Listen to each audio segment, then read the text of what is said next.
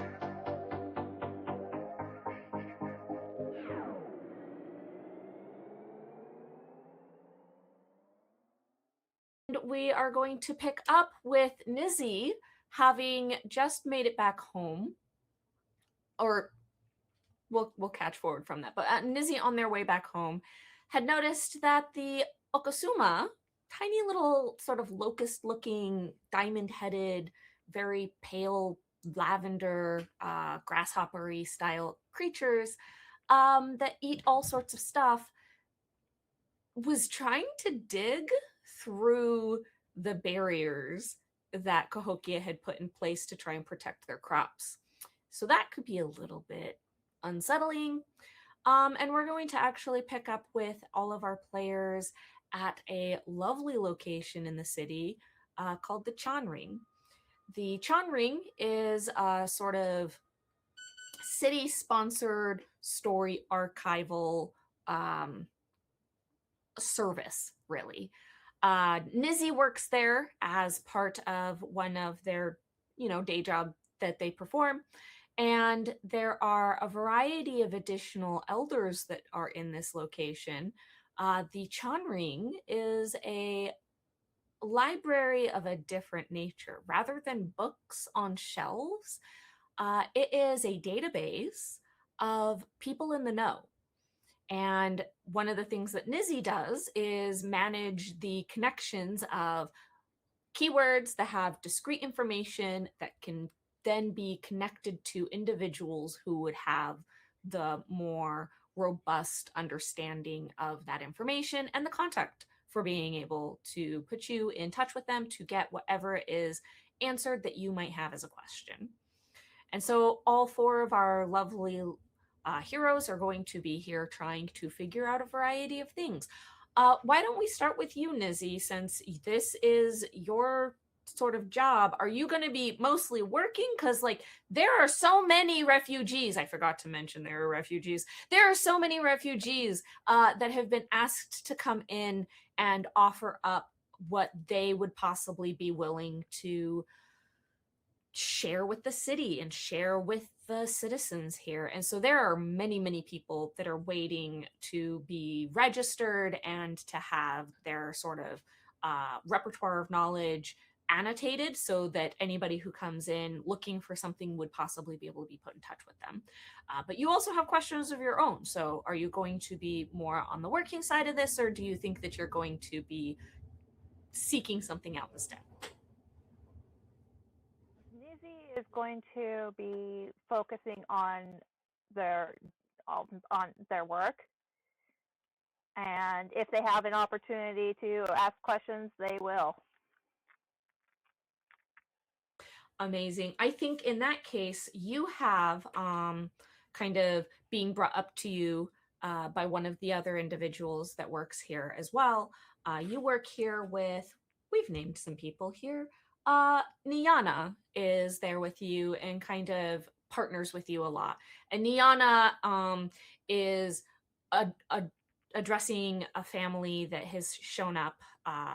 You recognize them, Sakana, as who has shown up is Yatagami, the parent.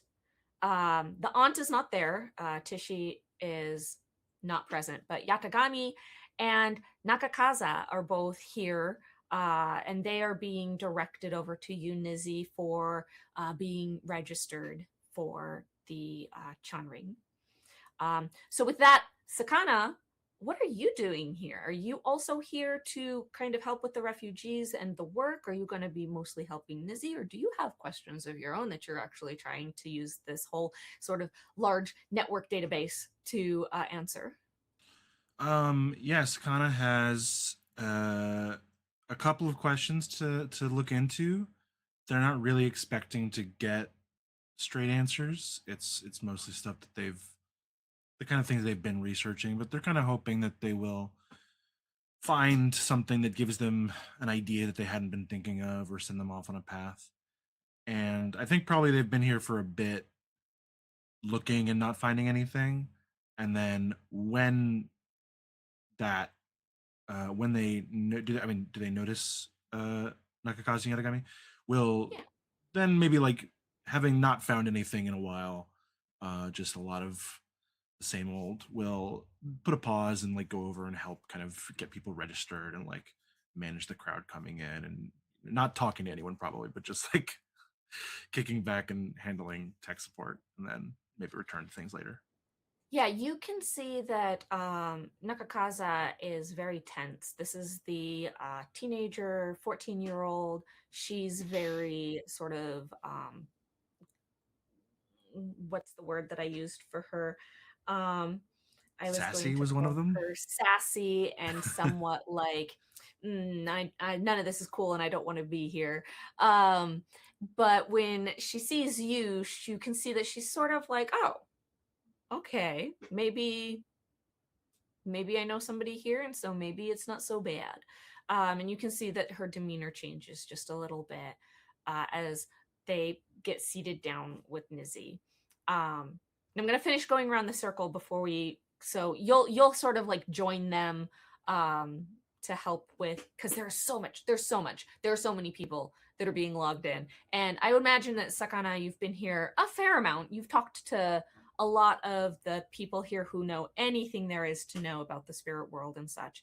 Um, and so that's why you're just not finding much more, but maybe these are new people who are bringing in new information. This might be your best shot at finding out something more.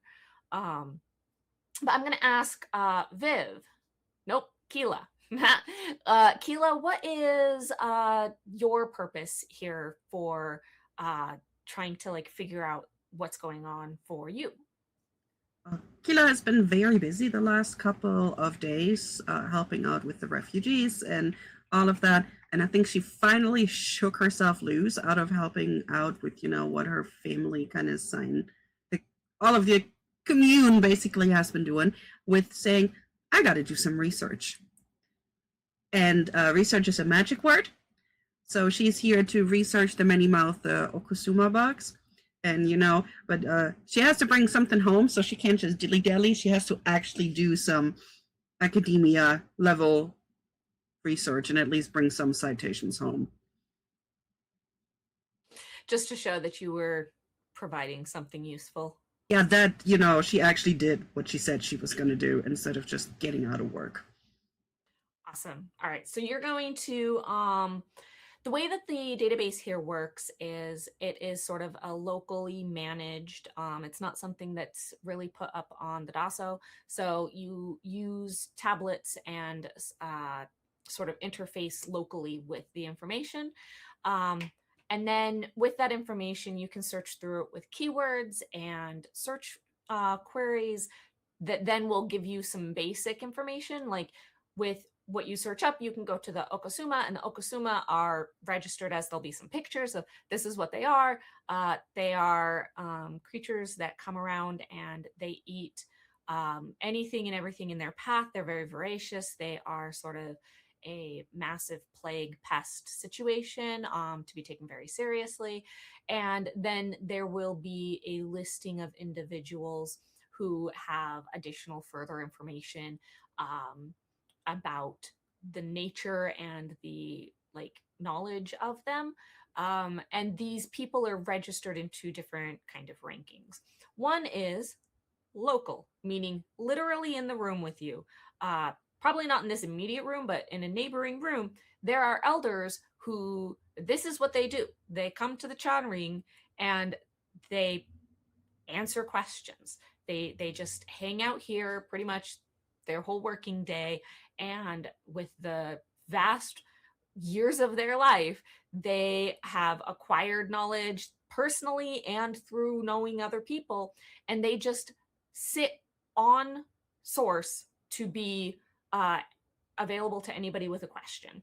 And so you would be able to go into the other room and be able to chat with whomever is there that would be registered on there. And then there's another ranking of individuals in the city, people who have provided their particular Nisi contact information that you can then contact them, put a request in with them, and they would either do maybe a phone call with you or meet with you at a tea shop or some such to be able to answer your questions as sort of a community service, almost just sort of a way that they help to maintain the health of knowledge for Cahokia.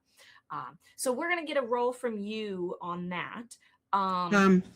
Do they not do at books or scientific papers at all? What if somebody passes away early with all their knowledge?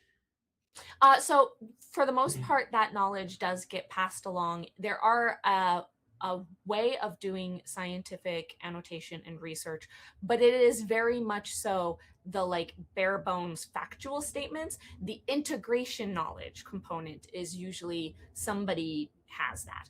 And for the purposes of scientific research, a lot of that is the sort of like you. So if your parents passed away early, you and your family, they would be the ones who would then be turned to as, well, they were working on this and you were working with them, and this was not something done in total isolation, so we would expect that you would have some of that integrated knowledge to be able to provide. And if you don't want to provide it, you don't have to. You can certainly provide it as that sort of notated factual statements of like, this is what this is and this is how this works. But for the purposes of being able to give advice and know personal experience and such, which can be considered significantly more valuable than basic facts, that is something that requires direct contact with people. And so it's more of a phone book almost than a library of just books and papers. So the way the Chanring works is to have this more community-based knowledge integration center. But I'm going to ask before we get to that, what is Niyo? You were dragged here by your friends. So what are you doing? A great deal of complaining, especially at the beginning. This sucks. This is so boring. Why can't we go hunting again? That worked out fine. We brought elk back for the city. Isn't that what y'all wanted? However, after he is there for a little while, he is going to, honestly, he's going to start floating around. At first, he is talking to some of the refugees, just trying to, like, especially anybody who's looking, like, very closed off, very clamshell. He wants them to get to open up just a little bit. At the same time, he is also doing some, we're going to call it rapport building with the people who work the Chanring. So he is mostly flitting around talking and being surprisingly helpful after he is there. Okay, well, since your first impression was a complainer, I am going to make this a little bit harder. But go ahead and we'll then circle our way back around. We'll start with you, Niyo. Give me a charm roll. You're going to have a success number of,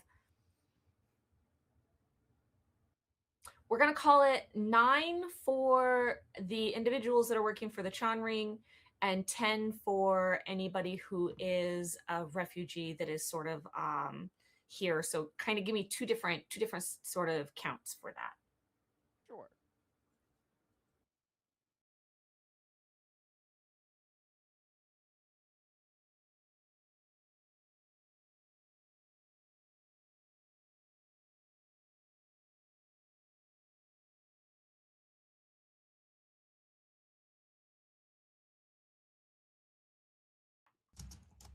That's 5 successes on the 9. Okay. 10.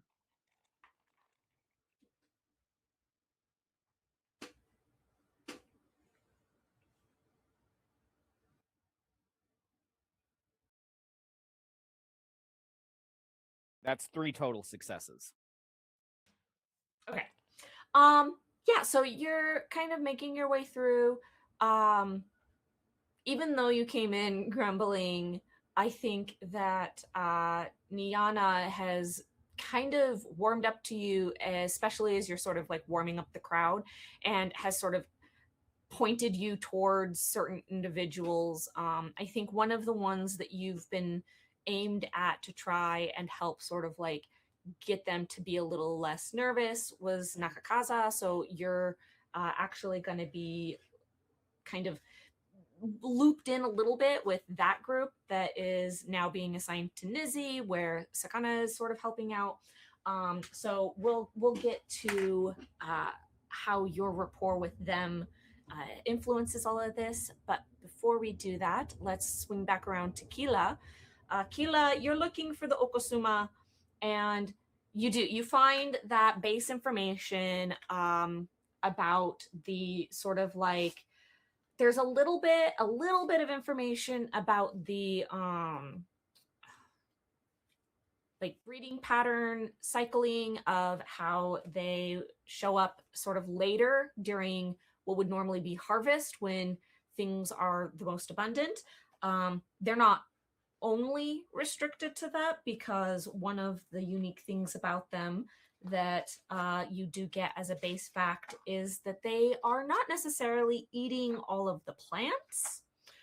They are also eating animals and people, because what they are eating is the adnare. And so individuals who are particularly, it is annotated that you should talk to individuals who are particularly well versed with that. One of which is here as one of the elders in the other room. If you would like, you can go speak to Niyoung. Yeah, she would be, taking notes and, writing down her thoughts and reactions and what we saw and, what Niyo said and all of that, and putting this all together, and then start in her brain to come up with more questions to ask before she, makes her way over to speak to them. Okay, so you're going to sort of step into another room. The elders sit in this other room that has sort of a, it's got a big central area what you walk into, and it's got like this nice kind of campfire feel to it. Some very comfortable chairs in a sort of circular setup with a very beautiful hollow array. Just kind of displaying a variety of shifting patterns and colors in the center of it, the way a campfire might. And then there are a couple of like alcove spots where you could step off to the side so that you could have a conversation that isn't necessarily as immediately involving of everybody. So you're going to go in there, and you get the sort of idea of who Niyoung is. Your AR tags them for you so that you can go and introduce yourself. And this is a older gentleman who has been just the little like ping on them gives you information that they have been a resident that moved to Cahokia when they were in their like late 20s, and that they have been very deeply integrated with the city ever since they got here. So you can go introduce yourself to them. They are sitting at one of those like loungy chairs in front of the hollow sort of emitter, just sort of watching the like almost flowery patterning that is currently on display. It's sort of like, you know how like the early Windows screensavers did sort of like evolving geometric colors and stuff. It's very much along those lines. Very good for zoning out. Yes. So yeah, she would go over and respectfully introduce herself, and probably sit down next to them. Oh, you say your name is Killa. Ah, it is very nice to meet you, Killa. I am, as always, of course, of service. What is it you would like to know? Kind of expected you to already have people here who would like to hear about the Okasuma. Mhm. Oh, yes, well, that was the immediate, oh my goodness, you're not wrong. The very evening that we got that report in, all of the counselors were here. All of them. Every one of them. I talked to like each of them twice, I swear. They wanted all of the information, and we told them everything we knew. Do you want to hear the same, or do you have other questions? I would love to hear the same, and then I do have some questions to ask. But maybe what you're telling me, might knock out most of them already. Well, the Okasuma are certainly to be taken with extreme serious respect for their danger. They are deadly. They don't just eat plants. They are absolutely after the Adenade, which can be present in animals and in people. Um, I've seen it in my lifetime where it a particularly bad plague of them came through my hometown, my original hometown, and it was hard to recover. I moved here partially as a consequence of that. But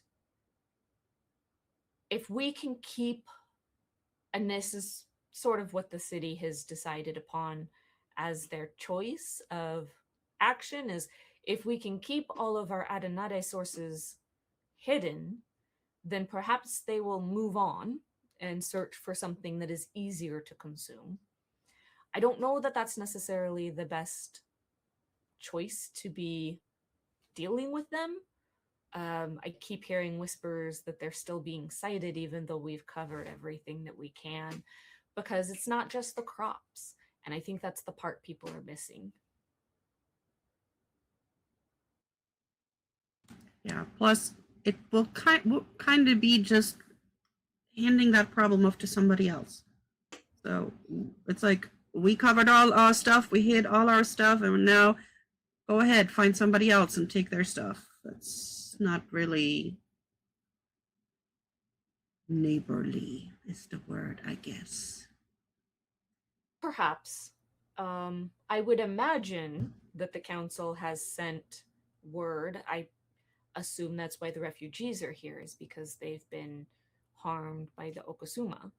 Um, and so I would imagine that the council has been sending word, and that maybe these refugees, I haven't spoken to any of them yet, but I imagine that some of them are possibly, they're here as either having been hit by them or having been trying to make sure they stay safe, because these creatures will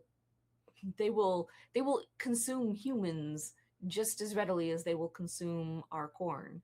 So I don't know. I don't know that trying to hide ourselves and letting it move on is the best choice, but it is a choice. If there is a field of particularly verdant flowers that have a very high concentration of the Aranade, that could attract them and take them off course away from us. I think that it's unlikely, but it's possible.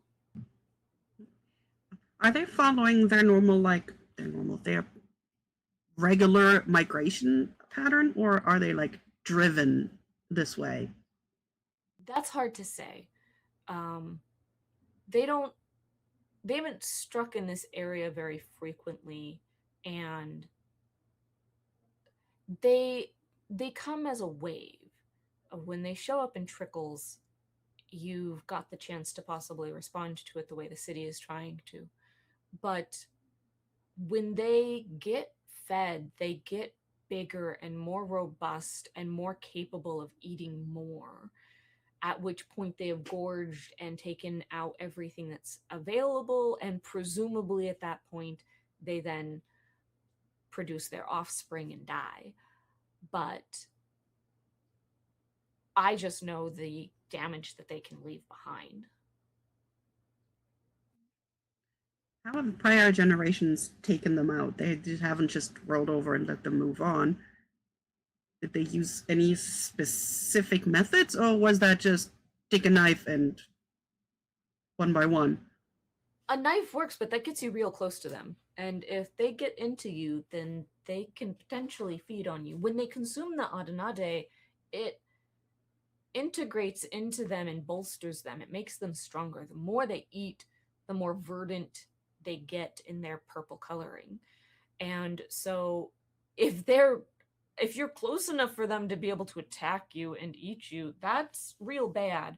My community used fire, and we didn't necessarily win, but we didn't necessarily lose. That's usually a draw, is sort of usually the best outcome. Fire is a pretty useful one, but it burns both ways. The other option is, I mean, there's all this technology here. We didn't necessarily have as much in my smaller village, and so I was a little shocked that the city didn't seem to be deploying drones or sending out warriors to possibly take them down by at a distance. I don't know. I don't know exactly what the council's plans are. They've got something in the works for that, but fire could possibly be a last ditch effort, I would say, because it kind of goes both ways. You also get harmed in that particular way of fighting back. Do they leave their offspring underground? Or is it like eggs, or is it like live birth? I mean, I'm not sure anybody knows where I don't know. I guess I'll just say I don't know where they lay their eggs. I don't know what they have as far as the mating grounds. I don't think they have a particular location. I think they probably just leave their offspring wherever it is they last land. Because they don't then live much longer. Once they've consumed a lot of Arenare, they then start needing more in order to stay alive at that size and at that sort of activity level. They then need more energy as a consequence. I knew that would mean we could burn the eggs and then we wouldn't have so many problems. But I hope the council has a good plan. And she kind of just looks around, because there's probably refugees here too, and just that's where her eyes are drawn. Yeah, we got to have a good plan because there's a lot of people already suffering.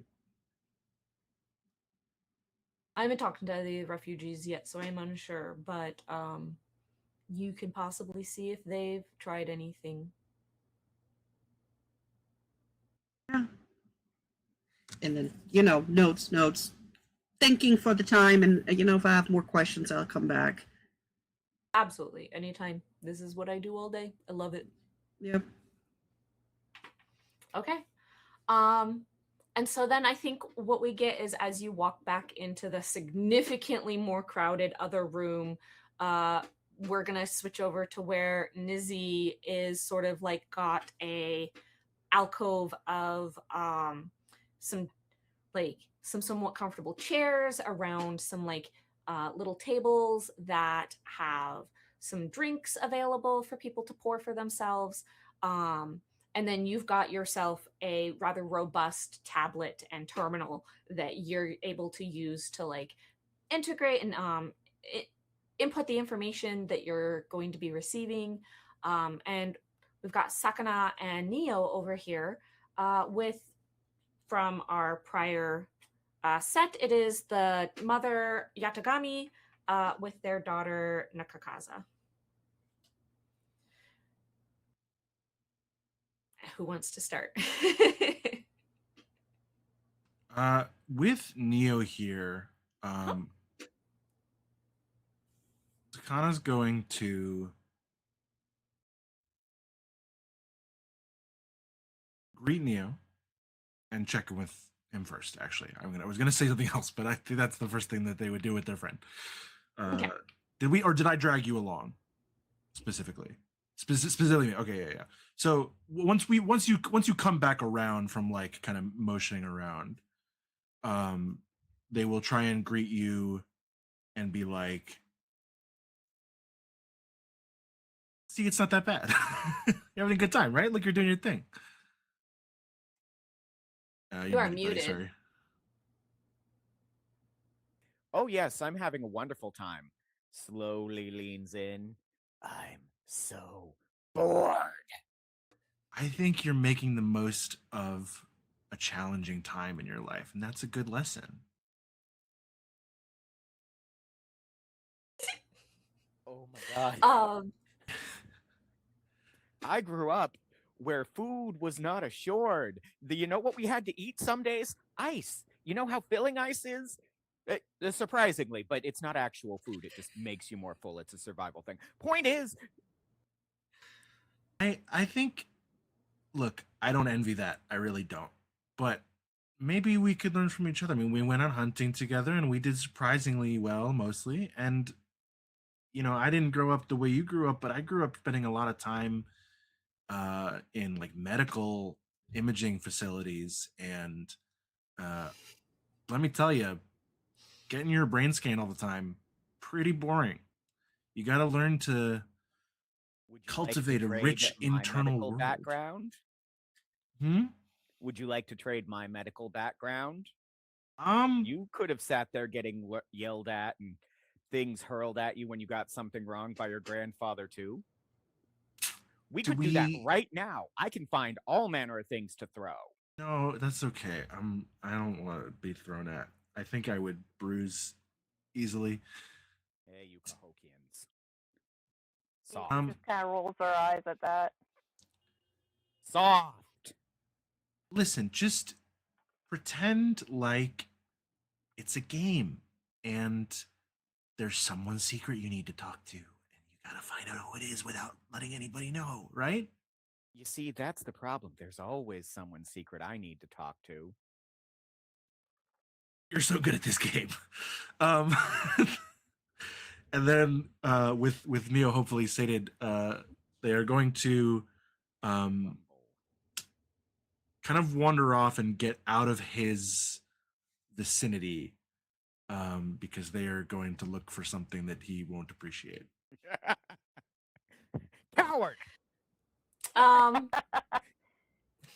Nizzy, as you are sort of like you're receiving Yatagami and Nakakaza, who Yatagami had been sort of talking with Neo as Neo had been doing the rounds and such. And Yatagami has turned to you to give you their information and their Nissi contact for being able to provide the abilities to like be reached and stuff. And they're sitting there with you, um, and they're sort of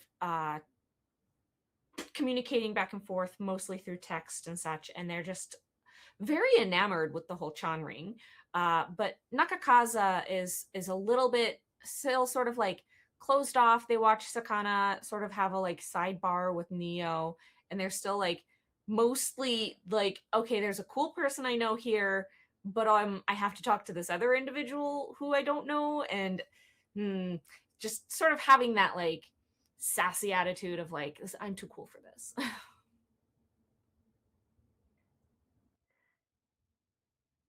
Neezy is doing the best they can and kind of glances at Nakama and finds, is there anything that you'd like to know? I think Nakakaza maybe asks Nakakaza. like, I will get the names right. it's fine. They're crazy. They're both kind of transient NPC names, so don't expect you to memorize them. But yeah, they kind of say, well, I mean, like, do you have a map of the city and stuff? I don't know. Neezy nods and will pull up a map of the city for Nakakaza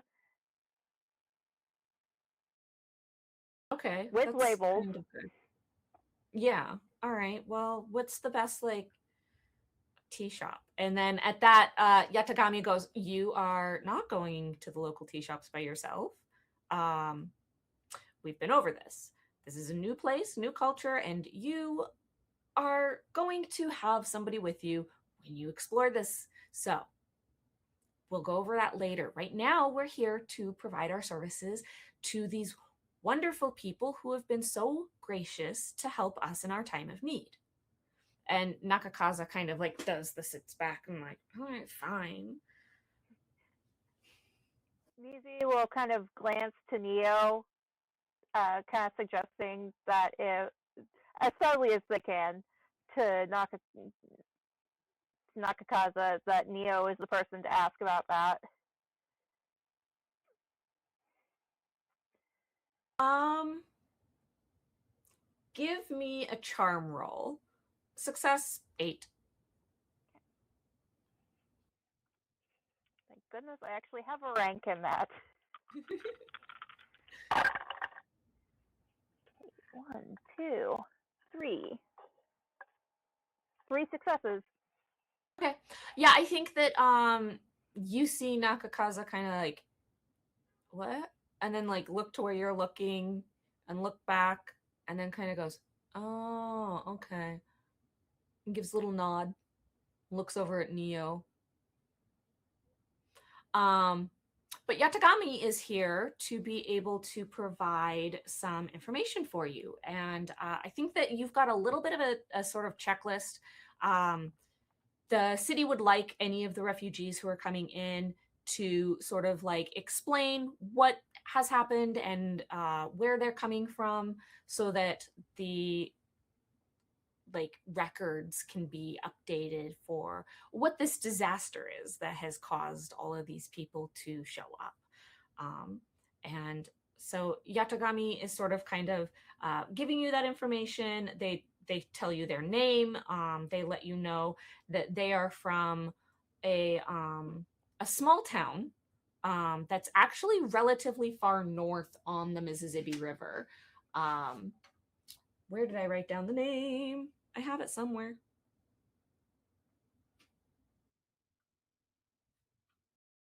It's Kapchidu. The Kapchidu town is like a couple days up along the river for even by travel by Yutsu. And they as you're kind of registering it, you're finding that there are 3 sort of groupings of people. The first being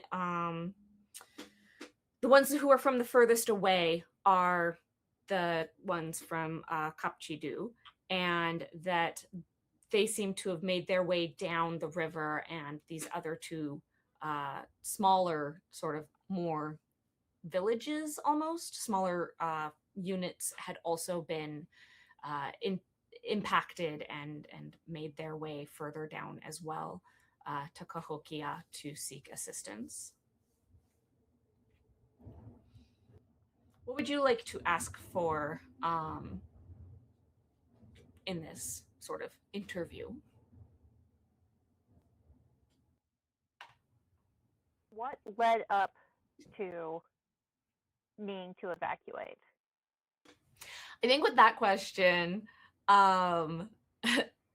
Nakakaza goes, "Well, that destroyed everything," and you get that like sassy response, and Yatagama puts their hand on Nakaza's sort of like knee and goes, "It was a our whole town is gone. Um, when the Thonka Makasi woke up, we were closer to it than we thought we were. It was bigger than the elders had realized, and we've lost it all. It's all gone. It has been swept away, and then anything that was present has been churned up into the mud. So we're probably looking to actually live in Cahokia at this point, which I know that some of our people, and she kind of like gives Nakakaza a look, like some of our people might not like the idea of, but we don't have anything to go back to right now. And it's going to take a couple of years for the soil to stabilize enough for us to rebuild. Nizi nods their understanding and gives them a look of sympathy. Nakakaza also has a very suggests- sour face. And also gives them a suggestion of people to talk to about farming techniques to help revitalize the area once they're able to return. Yeah, when you kind of provide over that, Yatagami goes, "This is very appreciated, thank you. It's actually going to be really easy to farm there once we do go back. It's just that because the soil has been churned up so bad, we have to wait for it to solidify enough that it's not trying to build anything on it right now is just going to shift and sink. So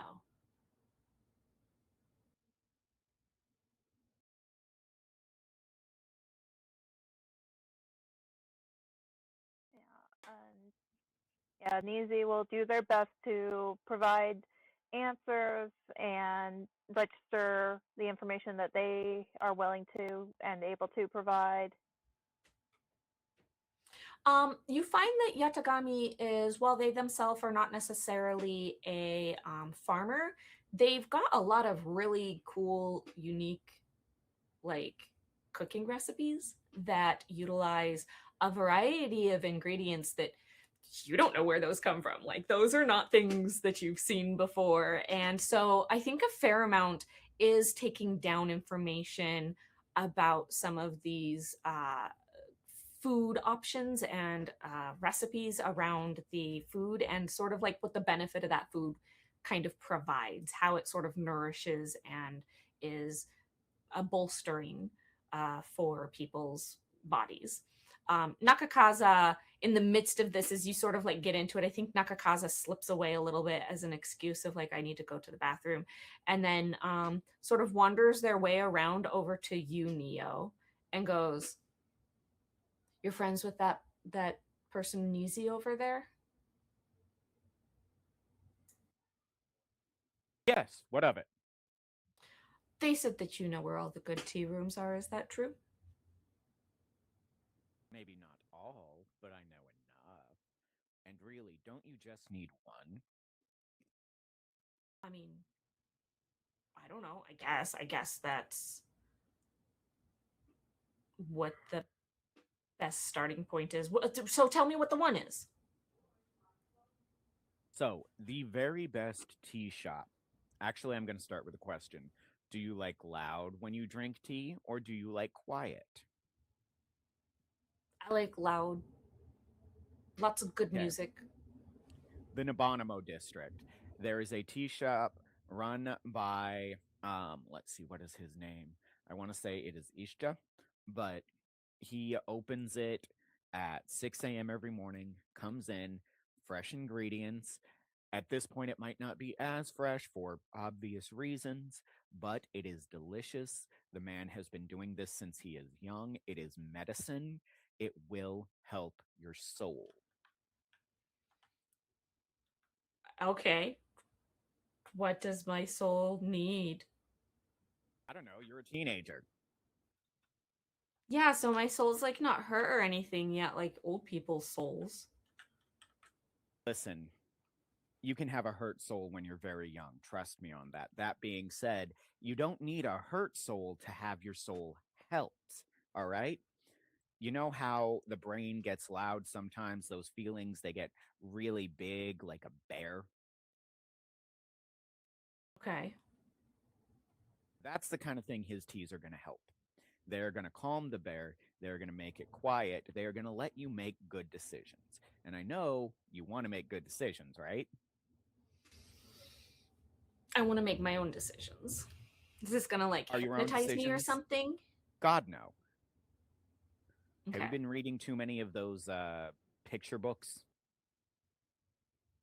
There have been a couple of like audio novels that I've been listening to.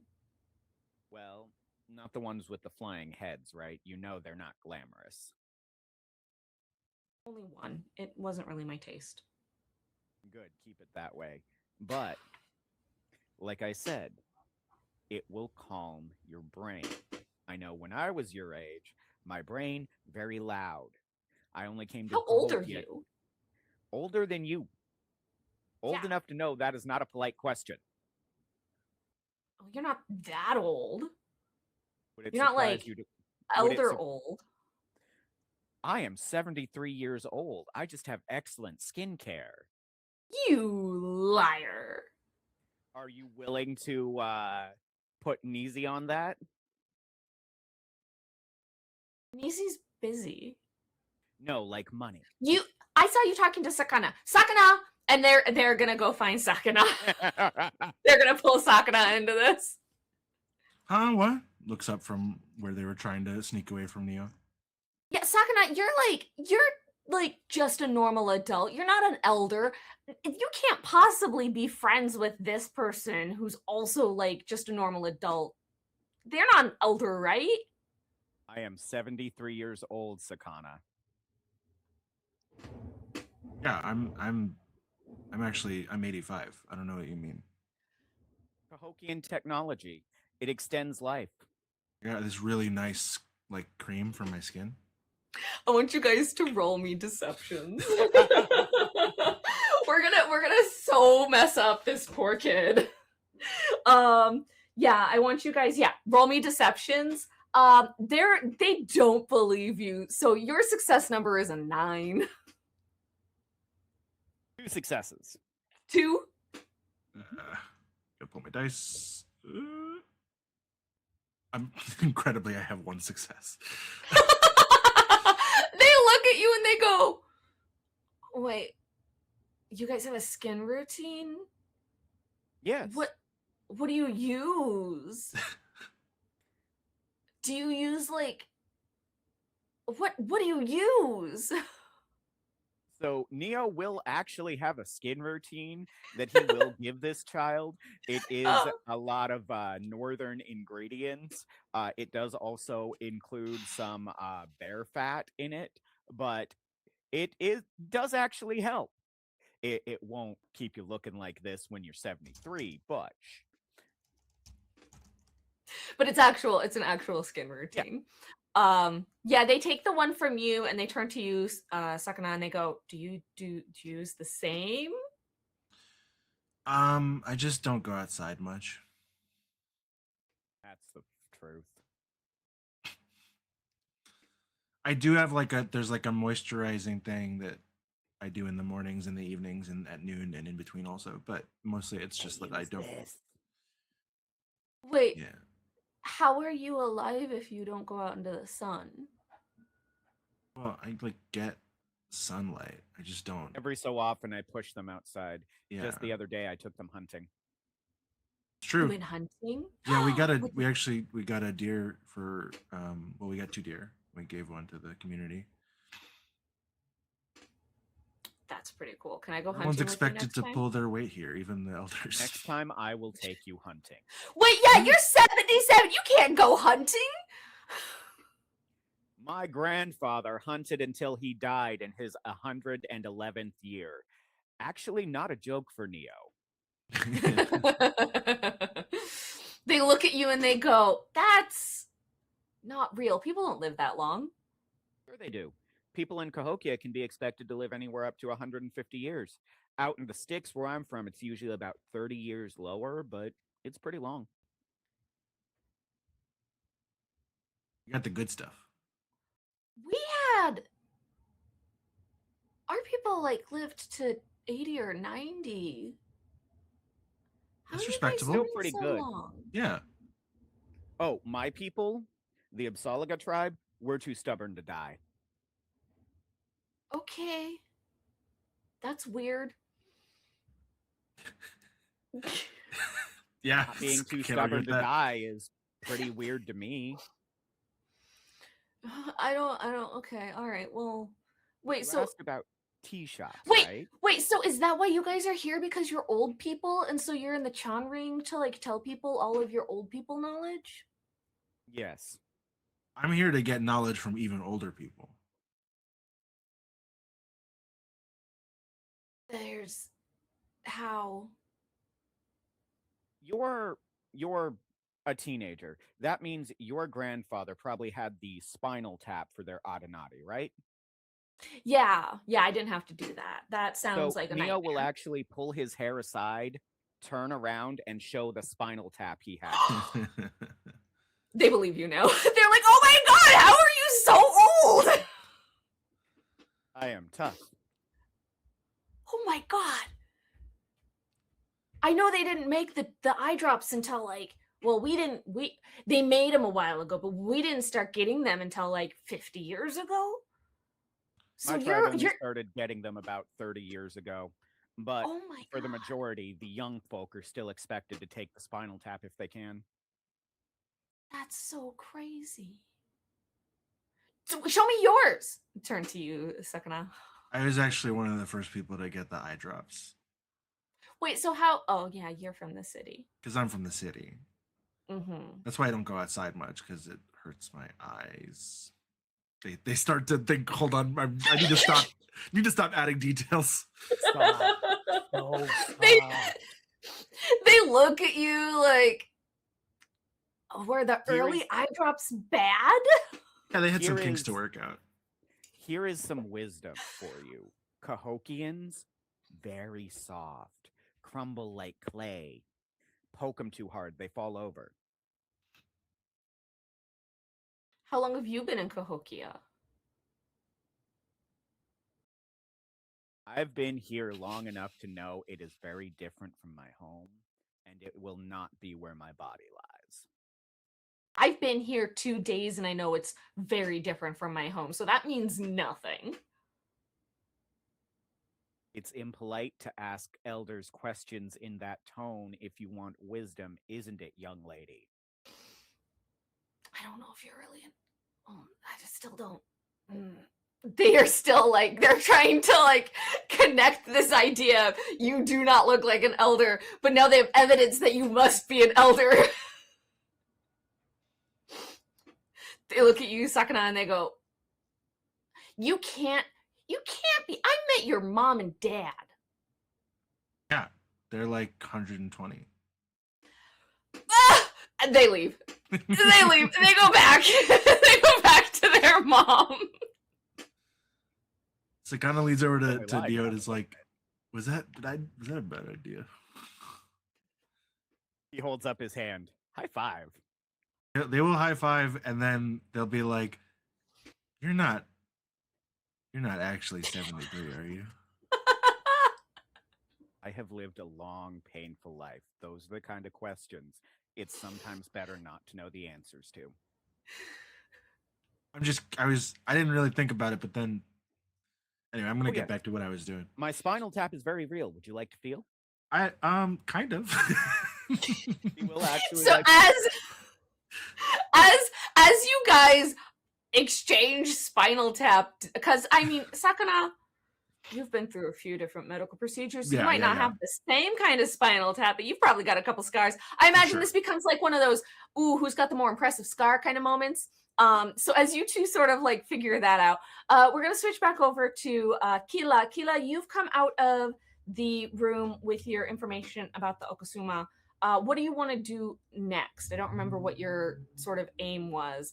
Nizzy's over there wrapping up an interview. You see Sakana and Niyo showing scars to each other.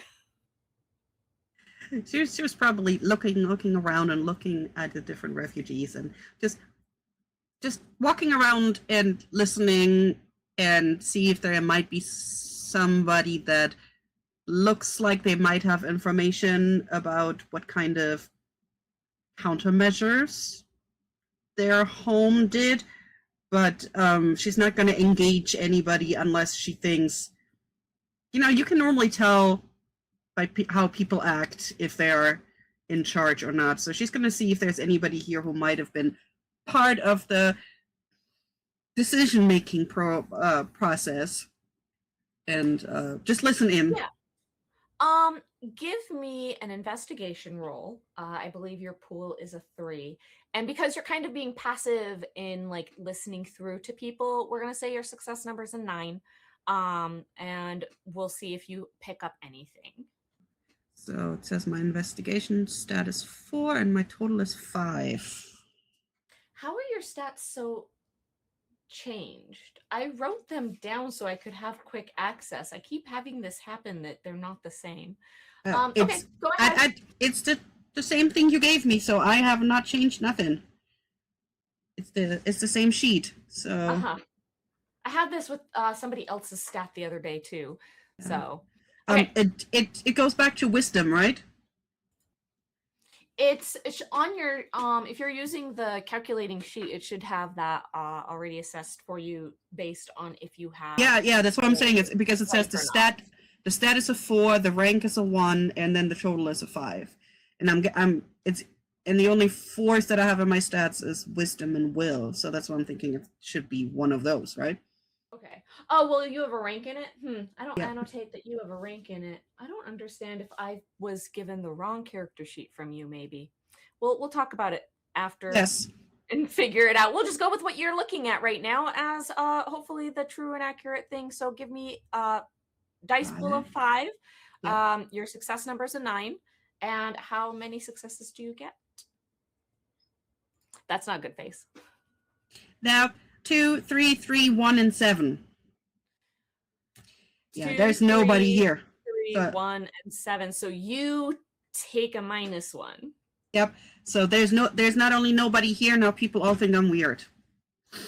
Yes. As you are walking around, there are people who are sort of like in their interviews or having conversations with each other, and they will sort of stop talking and look at you. That was a failure. And I think maybe you recognize that your best bet is to possibly Nizzy's got a person that they're talking to, so Nizzy, that might be your best way to sort of like get reconnected. But also Sakana is somebody who has frequented here quite a bit. You're aware that they're fairly familiar with the Chanring's resources, so one of those two might be the better choice to go to at this stage, since everyone else is kind of weirded out by you now. Yeah.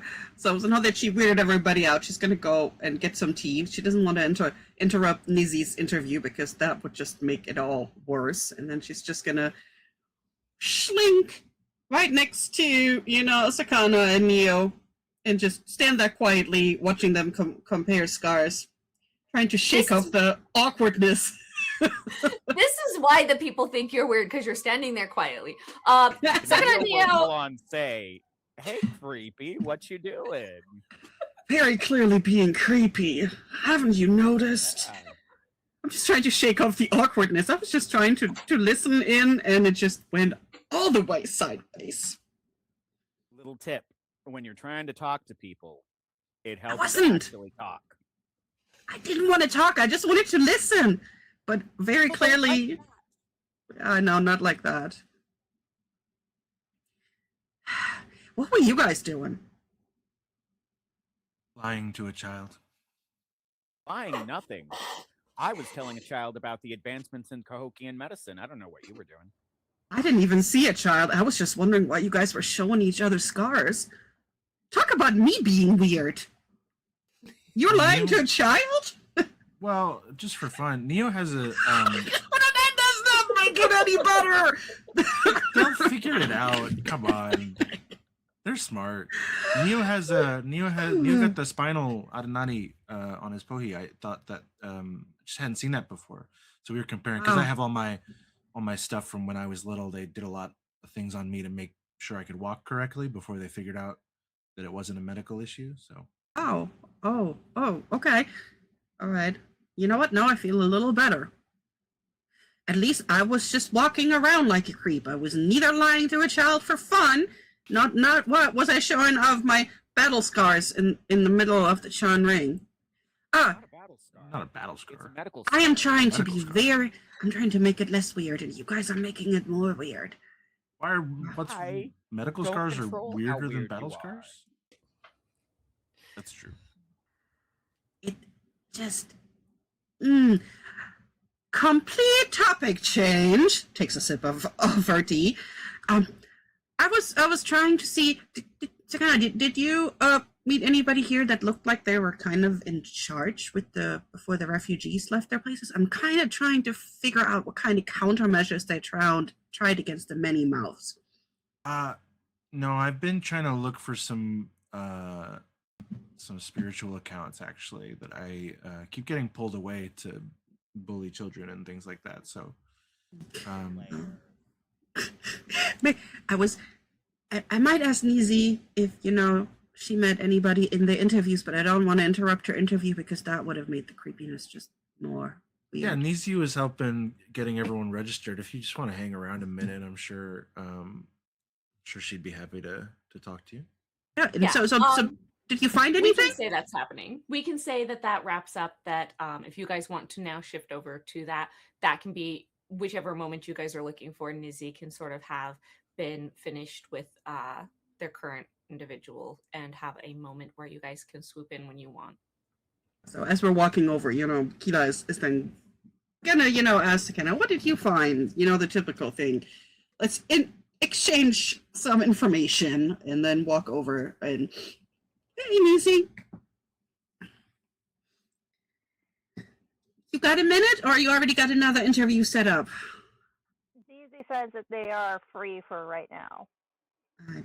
And she's just gonna plop right next to her and start asking her all these pop questions like, have you met somebody like this or somebody like that or somebody like this, and then write down names and how to contact people, I guess, if she can think of them.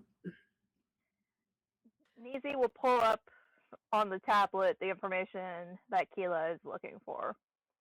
Okay, so Killa, what exactly is specific? Give me specifically what information you want so I can specifically give you the answers you're asking for. Yeah, okay. She specifically was trying to find somebody who was in charge of either the people leaving or the people making the decision to leave so that she can figure out what countermeasures they tried before running. Yeah, I think that with that question, Nizi, you find that they are not like one group of people. There's 3 groups of people here. And so you can kind more information. Feel that. Yeah, data. Yeah. So there are 3 groups of people here. I do have it written down somewhere. I swear I do. The other 2 little village names, they're not here at the moment. We're going to say none of those villagers are here at the moment. But there are people in the room who are from Kapchidu.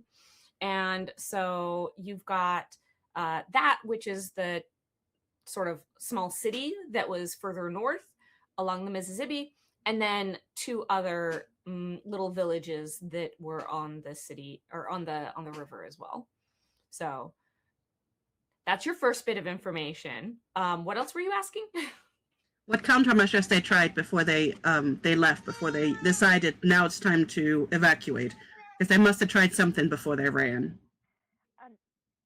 If Killa mentions the Okasuma, Nizi will shake their head and point out the Sanka Makifsi. Yes, Kat, we love you too. Why am I doing that? You're wearing headphones. Cat can't even hear me. Everybody always talks to the cat, no matter if you can hear him or not. Yeah, I think Killa Nizi points out that the reports and like looks through the reports they're getting are not about the Okasuma. Mm-hmm. They're getting reports from the 2 smaller villages of flooding that has damaged their village. They were both fishing villages, and so they've come south to seek assistance. But the ones from the further north, the Kapchidu, they are reporting a full-fledged like total destruction disaster, and it's not the Okasuma. They identify that the Thanka Makasi awoke, and that caused their whole city to get wiped out. And as Killa is listening, she'll make no, notes, and she's like, well, then the elder, like, well, you assume make an ass out of you and make an ass out of me. We assumed it was because of the many mouth, but they didn't come. So what if the many mouths also get out of the way of the flooding and the other natural disasters, and that's what forced them this. You know, thinking theories and then being like, thank you so much. That helped a lot, because I and the elder I talked to assumed that, the refugees were here because the Yokozuna also overran their home, and that's not the fact.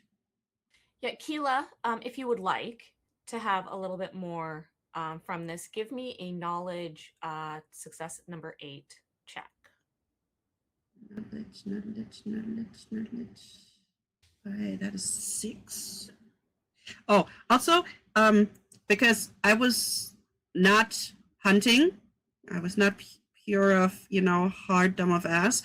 I refilled my mind up to 12. That was okay, right? Yes, yeah. No, because you've slept and had a fully restful day. You're good. Okay, so 6. Is this another day that we refill a second time up to? We'll say yes. We're gonna do it. So we got home and we made dinner, right? So we would sleep again. Yeah. So we'll get yes, but do it at the break. I'm not gonna throw combat at you here in the next 10 minutes just before we go on break. We're thinking of it. But yes, that's a good catch. What was my number? Success number will be 8 standard. Okay, so which I have 2 11s, 1 9, yes, and 2 12s, but the bigger ones were a 4 and a 7. So that means. Did you roll your crits? 4. Yes, the crits were the 4 and the 7. So I have 1, 2, 3, 4, 5 in the first roll, and then I guess the crit ones. Do they? The crits each count as 1 because they were both below 8. So that is 7. Okay. With 7 successes, I think that you kind of put together, and I'm gonna try and hold this up. Yeah, we've got it. All right. You put together a Yep, here we go. You put together a bit of an understanding spatially of what's going on. This is Cahokia. This is the Mississippi River and the Minnesota rivers. They split here as they go north, right? And so all of the refugees came from the north, landing here on the Chizzy district for where their towns and village were at. The farmlands over here that were affected were down in the south. So it doesn't look like the Yokozuna came from the north, because they were not found on the northern farmlands. They were found predominantly on the more southern edge. So it appears that the Yokozuna might not be related to that disruption. Instead, they are moving upward.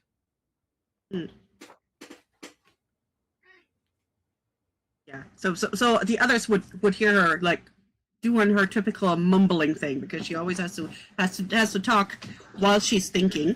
But she will do the dolphining. It's like you will hear her talking about one thing, and then it's like, and then she comes back up with a completely different thought.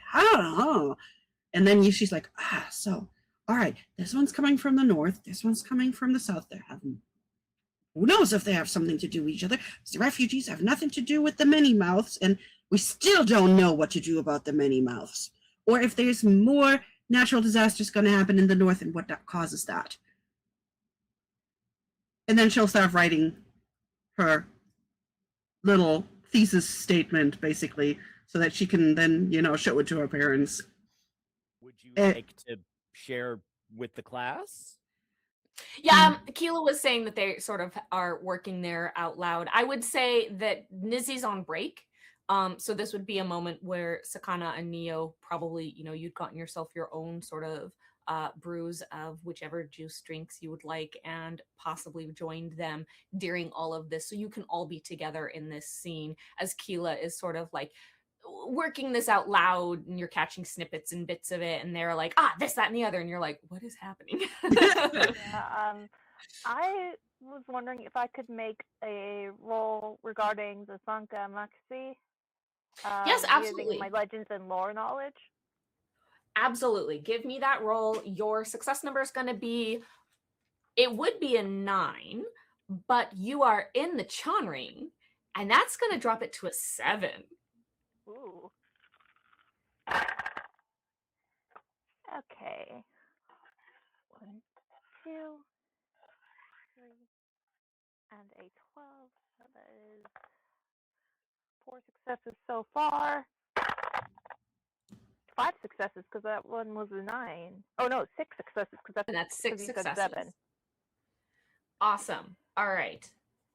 And before I continue to like move the scene along, anybody else want to do any other checks for Niyo? Can I make a survival roll to figure out what my grandpa used to do about like arthropodic insects? Yes. Nice. Give me a, you can either make it survival or you can make it I could also be argued for either farming.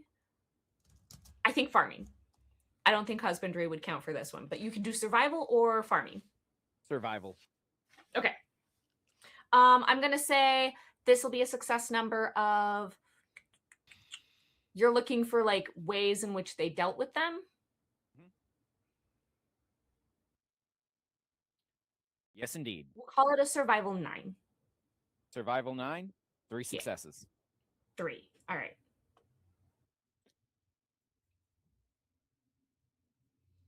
And then Niyo, 3. Sakana, is there anything, or are you gonna just chill? No, I would like to. Oh, I don't know if there would be kind of spiritual accounts accessible here, but is that something that perhaps would be on the something they could delve into? Spiritual accounts of what kind? So, What I mean, nature? Sakana's done a lot of research in the past about the black and people who can walk the black and that sort of thing. But this thing where they saw Neo's face look like a coyote is new. Okay. So they're good. That's why they've been trying to avoid him. So they are looking if anyone's ever mentioned seeing anything like that. Any Okay. experiences in that vein? Yeah. Then Sakana, I think we're probably going to do yours when we come back from break. But before we Right. go to break, I'm going to go ahead and resolve these others. Yep, go ahead. So, Nizzy, as you are sort of working with Killa and Niyo, you're in this conversation. You're all sort of like mumbling together and trying to figure this all out. Nizzy, you pull up distinct records, the sort of like factual statements around what the lore around the Thanka Makasi. First off, it is an entity that is recorded as having been around from the beginnings of time. It has always been present. This is basically a turtle island. It is believed that for the longest time that the larger land mass that we all occupied was on the back of a turtle. And it is thought that that is largely considered to have been the thought process because this is a real thing that also existed, where some of the mountains and such were turtles that had these massive turtles that had gone into a hibernation state and had these massive ecosystems sort of sprout up upon them. And so you're able to find those factual recordings of that the Thanka Makasi is believed to actually exist. There are some towns and villages that report being near a Thanka Makasi, and that they monitor it so that when it would go to sleep, they have recording of it, and when it would wake up, they would be prepared. Now, this is predominantly for younger Thunka Makasi, because when they are younger, they wake more frequently. They sleep for shorter periods of time and they wake more frequently. As they get older and they get larger, they sleep for longer.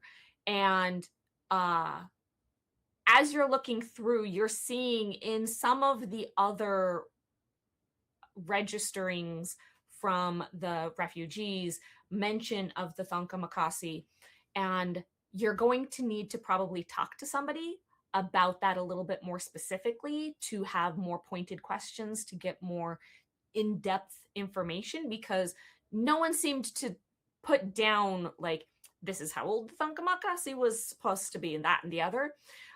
So this is going to be one of those instances where you'll have to like phone a friend kind of situation. But you are finding that one of the most interesting factual components is that because a Thunka Makasi is this robust creature with an entire bio ecosystem on it, there are medicines and foods and entities that live there that are not found anywhere else. And that kind of makes sense to you that the recipes you are getting from Yatatagami were using foods that you were like, what the heck even is that? What's a banana? Nobody knows what a banana is. What is this thing? And so you realize this is likely because they were truly living next to one of these and they had access to things that were unique.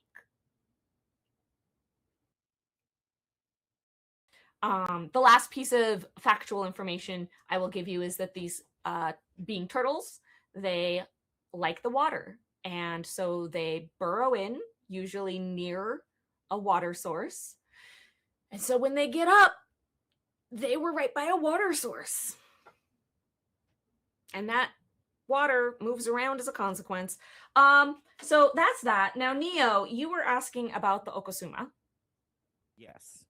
And I have historic insight into this, if that as well. Okay, you would. So if you have information you would like to provide, go for it. Give it to me. Well, the Oxosuma are not typically near my village, but they have happened in the past. And when smaller swarms of them came by, Granddaddy had us all come out with the drums, and he would burn all the sacred plants. The aromas would keep them away, and the sound of the drum beats would keep them back.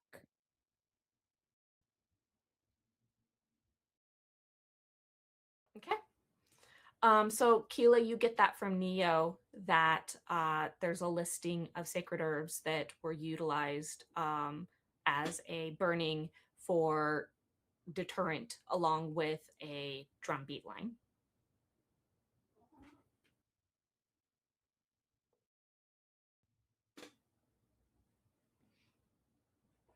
And with that sort of lore dump, give everybody a chance to sort of like integrate that into your heads and like think of what other follow-up questions you might have, because we will go ahead and take our break.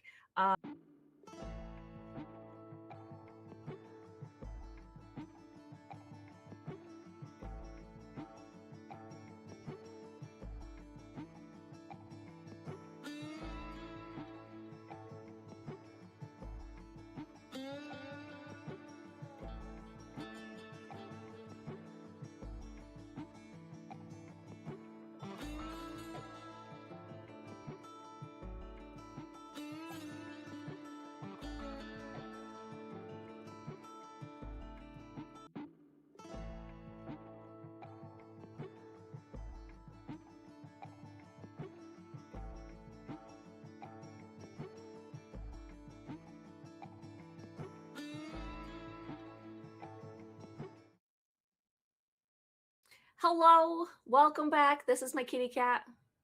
He's gonna be here for a second.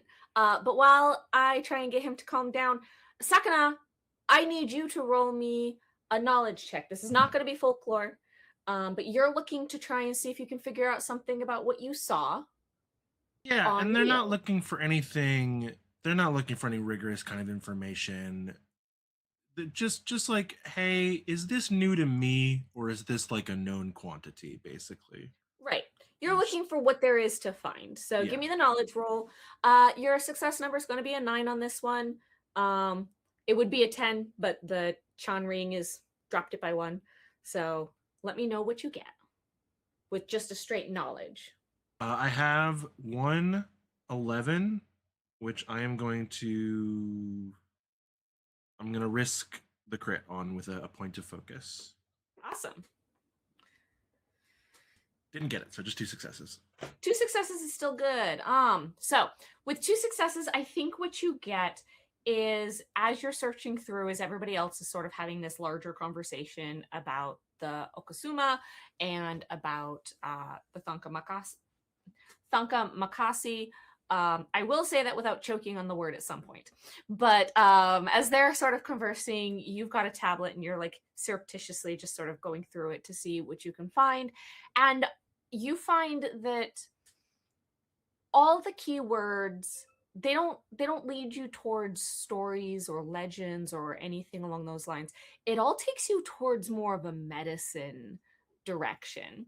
And the person that you identify as most likely to be like reading off of what, like, their name showed up the most often when you were doing searches, and when you read the like little blurb that they've provided about themselves, they seem like the person that's most likely to be able to possibly provide any level of help. Their name is Patak. And Patak is over in the medicinal district. What is that? The Wijiwanka. So like nearish to where you live, but it's the neighboring district from where you all live. And they're an outside source. They're somebody that you would send a message to and request a time to meet. And you are given their Nissi contact. Oh, yeah. Sakana will send a message. What sort of like what level of formality would be appropriate for this kind of connection? Should I say You like tell here's me. okay, great. So Sakana's not going to hold anything back. Then they're going to say, I was at the Chan ring and I was looking for some info because I saw something weird with my friend, and they had a coyote face. Can you help me out with that? They're just going to be honest. They're just going to be honest. Okay. Yeah. All right. Not can you help me out with that, but they'll say your name came up when I was looking. I would love to chat with you sometime, maybe over tea. Okay. Give me just give me a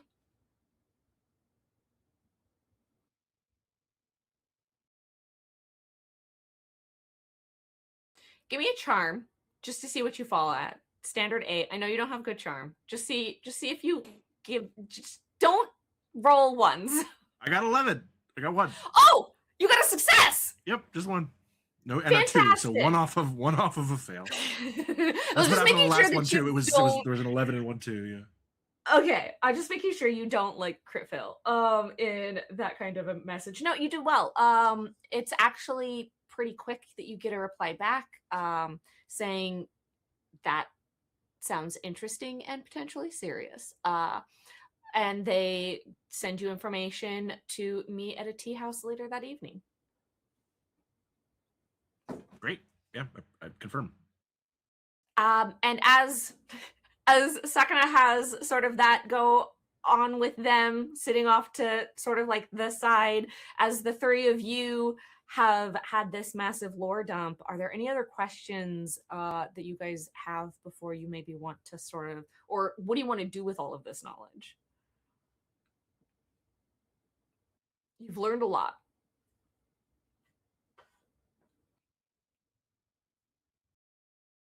Anyone? Nobody? You're just gonna stand there and go, bah. Bah.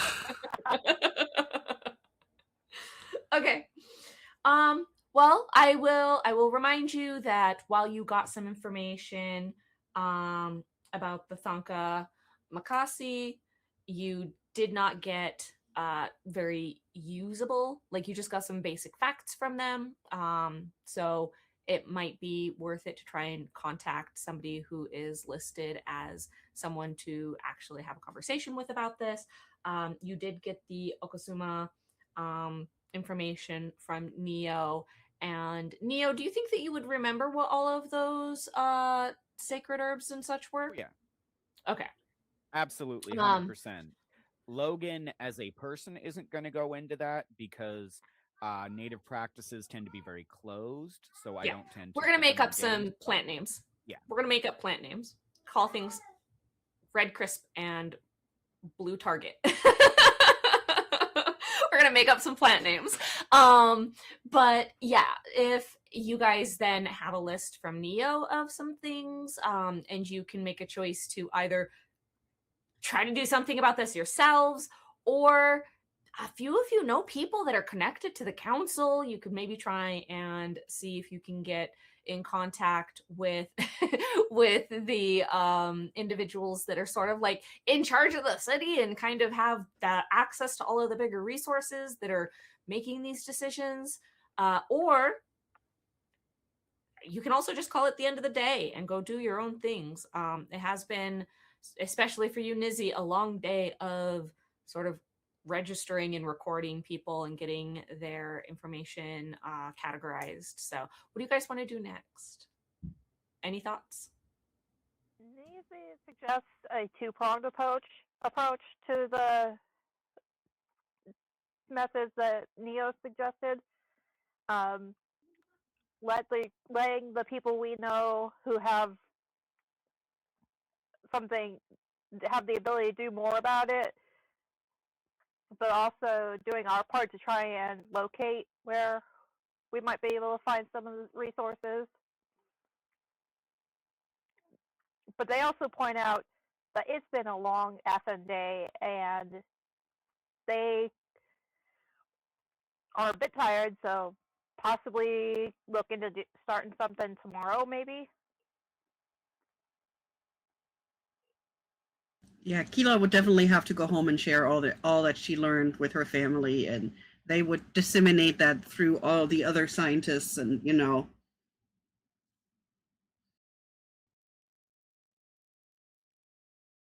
whatever we do, she will have to do that, or she will never hear the end of it.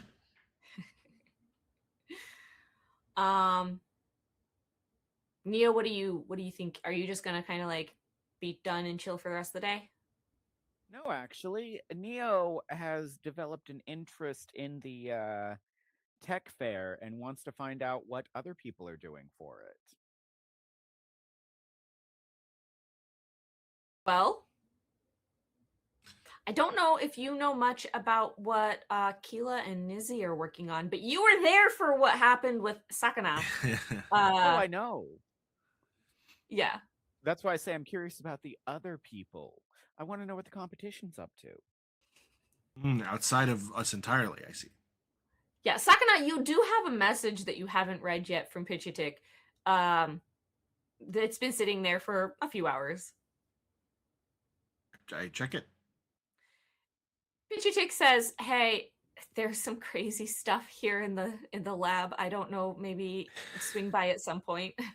Yeah, I was and actually you get going. A picture of some sort of 3-pronged device. Yeah, I did want to check in with Pitchtick and Z before heading to my tea shop appointment. Okay.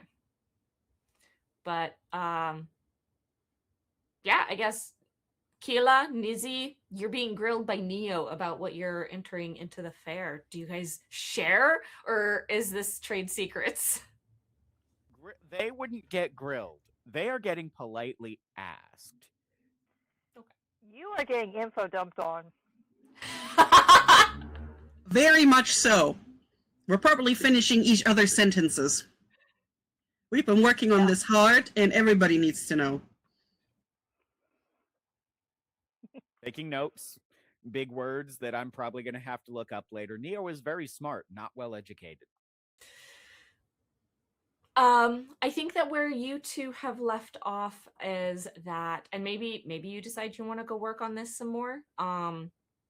You have managed to set up a fairly decent starting for the audio files. And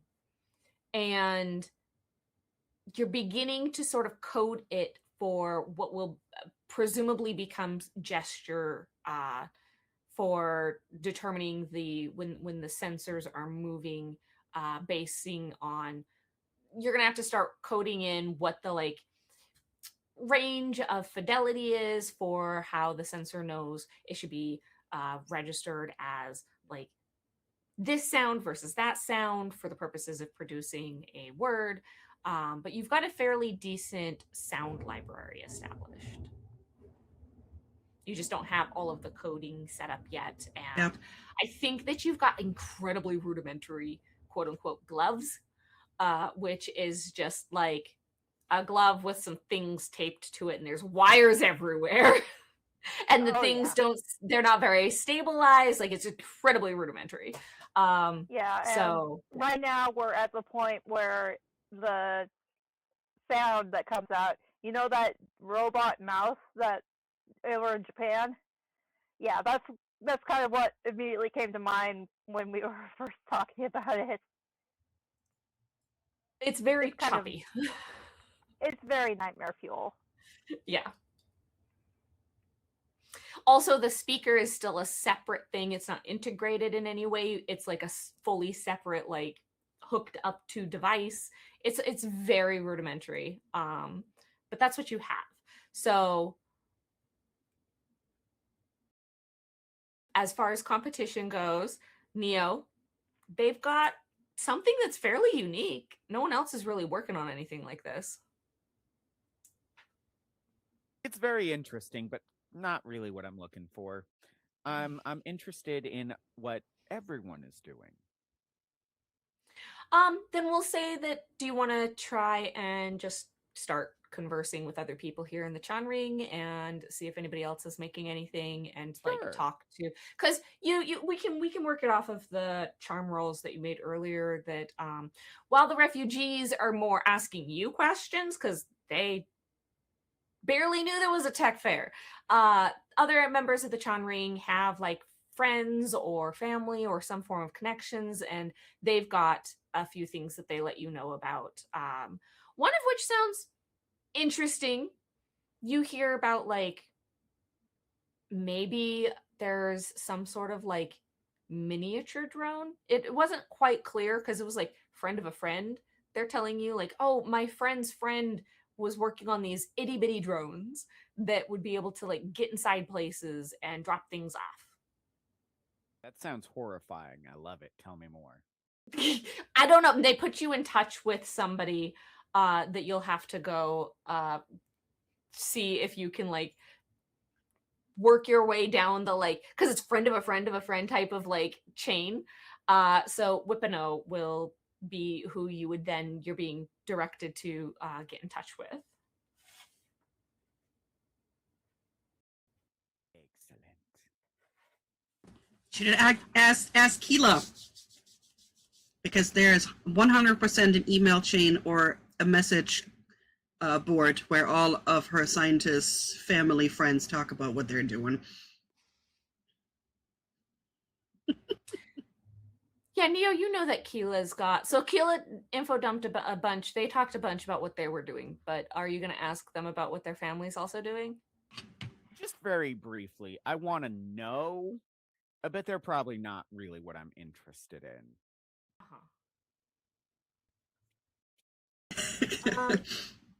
Killa, you know that Hawidis had been pretty vocal about having a new testing, sort of at-home testing situation for being able to screen for certain bacterial infections. She would probably, you know, like she probably already has a list of what everybody is doing, just because, you know, she would have made a list just in case she gets roped into, so she can at least pick one of them, and she will just like, here, fling, that's what they're working on. No care in the world, you know, because they worked on that for so long. There's no way that somebody else will just be able to like grab it and you know, without doing their own research. It's not like she's giving away propriety information, you know, just. Well, here, I'll leave this up to you then, Killa. Do you tell Niyo about the sort of like testing sort of it's a testing strip with various sort of chemicals and stuff for that how it is has been working on. Do you tell about that, or do you mention the new recent thing that Kachoy was working with, um, or something else? She would only mention the very high level, not the nitty gritty, not like, oh, she's working on a test strip for this, and it's gonna do this. It's going to be like, hey, oh, this one is working on a new testing method. This one is looking into, I don't even know what the scientific name for that one is. So she probably has just a very high level thing, because she might also be a little biased that she doesn't want to confuse Niyo with scientific babble that, you know, kind of like this, what the scientists throw at each other so they show that they know what they're doing and what they're saying when it's not necessary. So she will just give the kind of like when we say it's a gesture to speech translation. You know, there's a very scientific name for what Nizzy and her are doing, but that's not what she tells them, because they don't care. They don't care what we call that. Okay. Then because I know what you're aiming for, Niyo, why don't we we'll do this as a little bit of a compounding roll over time. But as a starting point, I want you to roll, let's see, your investigation is a dice pool of 2. But Killa, let's see.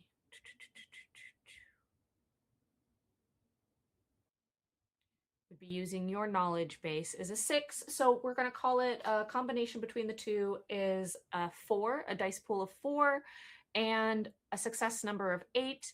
Let me know how many successes you get as a starting point towards finding something that is very interesting. Nothing. 0. All right. So you're starting off weak. There's nothing there so far. I don't want to know what Killa's family is working on. Mm-hmm. That would feel bad to know about. Yeah, you Yes. still got told everything, because, you know, you ask a question.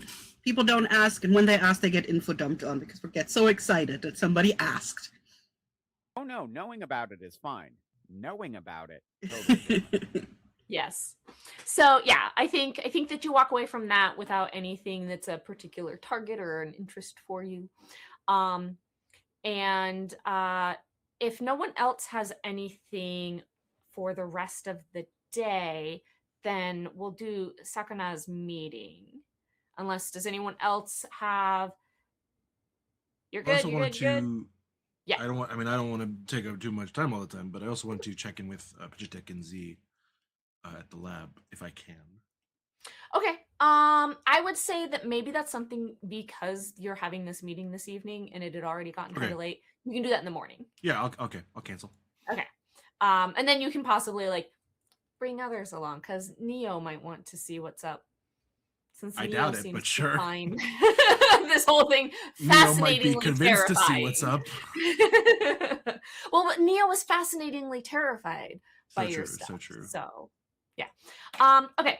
So, Sakana, you are fine. Just sort of a local. It's a smaller shop. A smaller tea shop. Nothing really big name. Very small. Very intimate. In the Wijikwaka district. You're not terribly far in. It is still a relatively residential region where you're at. You're not like right up by the hospitals or anything. It's a pretty cozy little spot. When you get there, Potak has already sort of gotten a set of seats off on the side and has ordered this is just a very basic berry blend for drinking. Nothing that's gonna be particularly inebriating or altering. And she kind of gestures you over to join her. She is, you can see that she is, she's clearly getting up there in years, but she is very black hair, that no graying yet, despite that her face is showing some signs of aging. She has very clean braids that are very tightly kept. And she's wearing a relatively clean lines kind of blouse top, with a array of sort of geometric badges on one side of her shoulder to indicate sort of like her position. It's something you would see at one of the clinics, one of the larger clinics. It sort of designates where she has clearance and what her sort of expertise levels are. And you see, actually, how you've been in a lot of hospitals, but you might not necessarily have had a ton of because this is also when you were younger, ton of memory to know what was what. Give me a basic knowledge roll, success number 8, and tell me how many successes you get.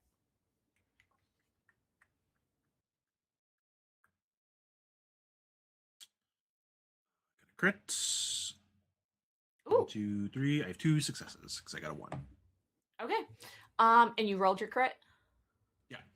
Okay. So you got how many successes then? 2. 2. Okay. You can definitely recognize there are a couple of badges here for sort of a more nervous system and brain-based expertise, but there's a couple of there's 2 badges that are based on like nervous system and the brain, and then there's 3 other badges that are not as familiar to you. One of them you think you'd seen before, that you'd interacted with before, but that one was like there were no like tests done. It was more a conversation with somebody, and there was a bit of a ceremony that was happening with it, but there was no like blood work or machinery or anything with that one. And you're just not sure what that one stands for. But yeah, so Potok gestures you over for you to have a seat. They've gotten a berry drink for you as well. Yeah. Sakana will go over, take a seat, take their drink, nod, bow their head.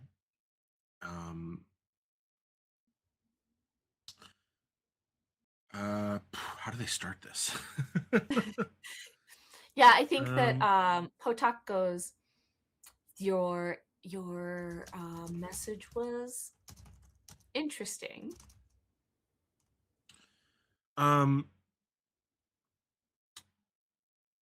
Yeah, I was so I went hunting with a friend of mine he's from north by the ice shelf, and he's a lot more rough and tumble than me. And we went hunting and we found some deer and we got a couple, and then there was a spirit and it kind of sent us off, and one of our friends got kicked in the gut. He's okay. But the spirit got to my other friend, this friend I mentioned before I did, and he got knocked out. If I may, before you continue, I understand that you probably don't want to use real names for the purposes of, confidentiality, and I'm fine with that. Can we assign fake names that way it's not friend and friend and friend? Well, I'm not sure how many people are in this that I'm supposed to be keeping track of. There's just one. It's just my friend. Okay. We can call him. Can we call them Alon? Alon. Okay, sure, yeah. Great. So Alon, the other ones, it was just context. It was chaotic was the point. Got it. Alon kind of was confronted by this spirit and got knocked out. I don't really know what happened. Sorry, there's another. I need to introduce context also. So I can walk the black, and Oh, my whole life I've always seen spirits and other things around that other people don't. Sometimes they oh. do, but kind of tends to bleed through. You know what I mean? Hmm.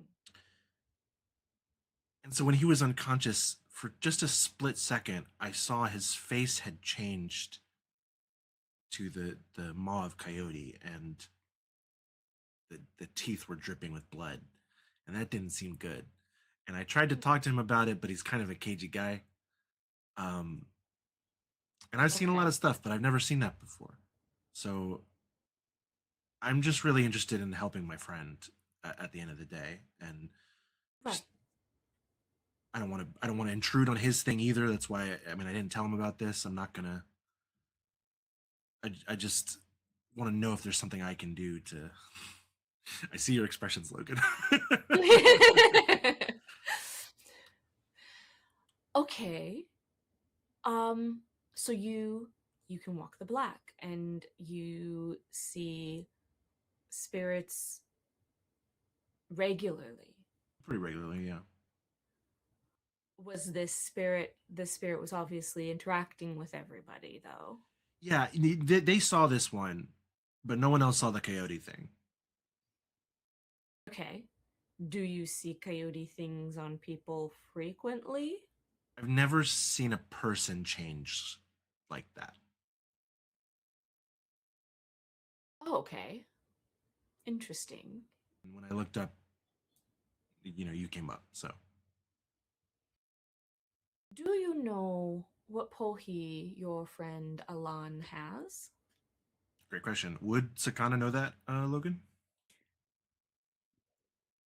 Uh, oh, he's on the path of the coyote. Yeah, And you saw a coyote on him yeah. while So he had been attacked. yeah, and but it was like blood. Sorry, I just saw we had raiders. I Hmm. missed that. I was very deep in the scene. I apologize. Thank you for the raid. We're getting a raid in from the streaming rainbow. Awesome. Welcome to our show. We're playing Coyote and Crow. It's a tabletop role-playing game about an alternate history future. And we're currently talking about somebody who is having a spiritual experience. So you're right in the middle of some interesting, juicy gossip, sort of. And yeah, wonderful. All right, let's switch back. Sorry, I think I was a little late in catching the raid. I was very locked in to the scene, but I definitely want to give acknowledgement to them. Thank you all so much. Okay, so Potak is asking you, yeah, so you've never seen this before. They say, but you see spirits that other people don't see. Yeah, I'm on my pohi is the crow, so I am. Well, some people would say gifted with noticing things that not everyone else does. I see. And how are you sure that you are seeing spirits for sure if no one else is able to verify it? Um, yeah, I guess I can never be 100%. That is kind of the thing. They're, incorporeal, and they don't always like to be seen. But I have my second eyes on most of the time, and they've got some. I've installed some features to kind of help me tell when something I'm seeing is physically present or not. Okay. Doesn't always do the trick, but well, I think they also it tends to happen around me. I mean, it's something I've got a sense for. If there was just like a coyote that had been nearby, then that kind of could have been a toss up. But his whole face changed, and that's new. And I don't know why. I don't know how else that would happen. Okay. I mean, I don't know that it was a spirit thing, but I don't.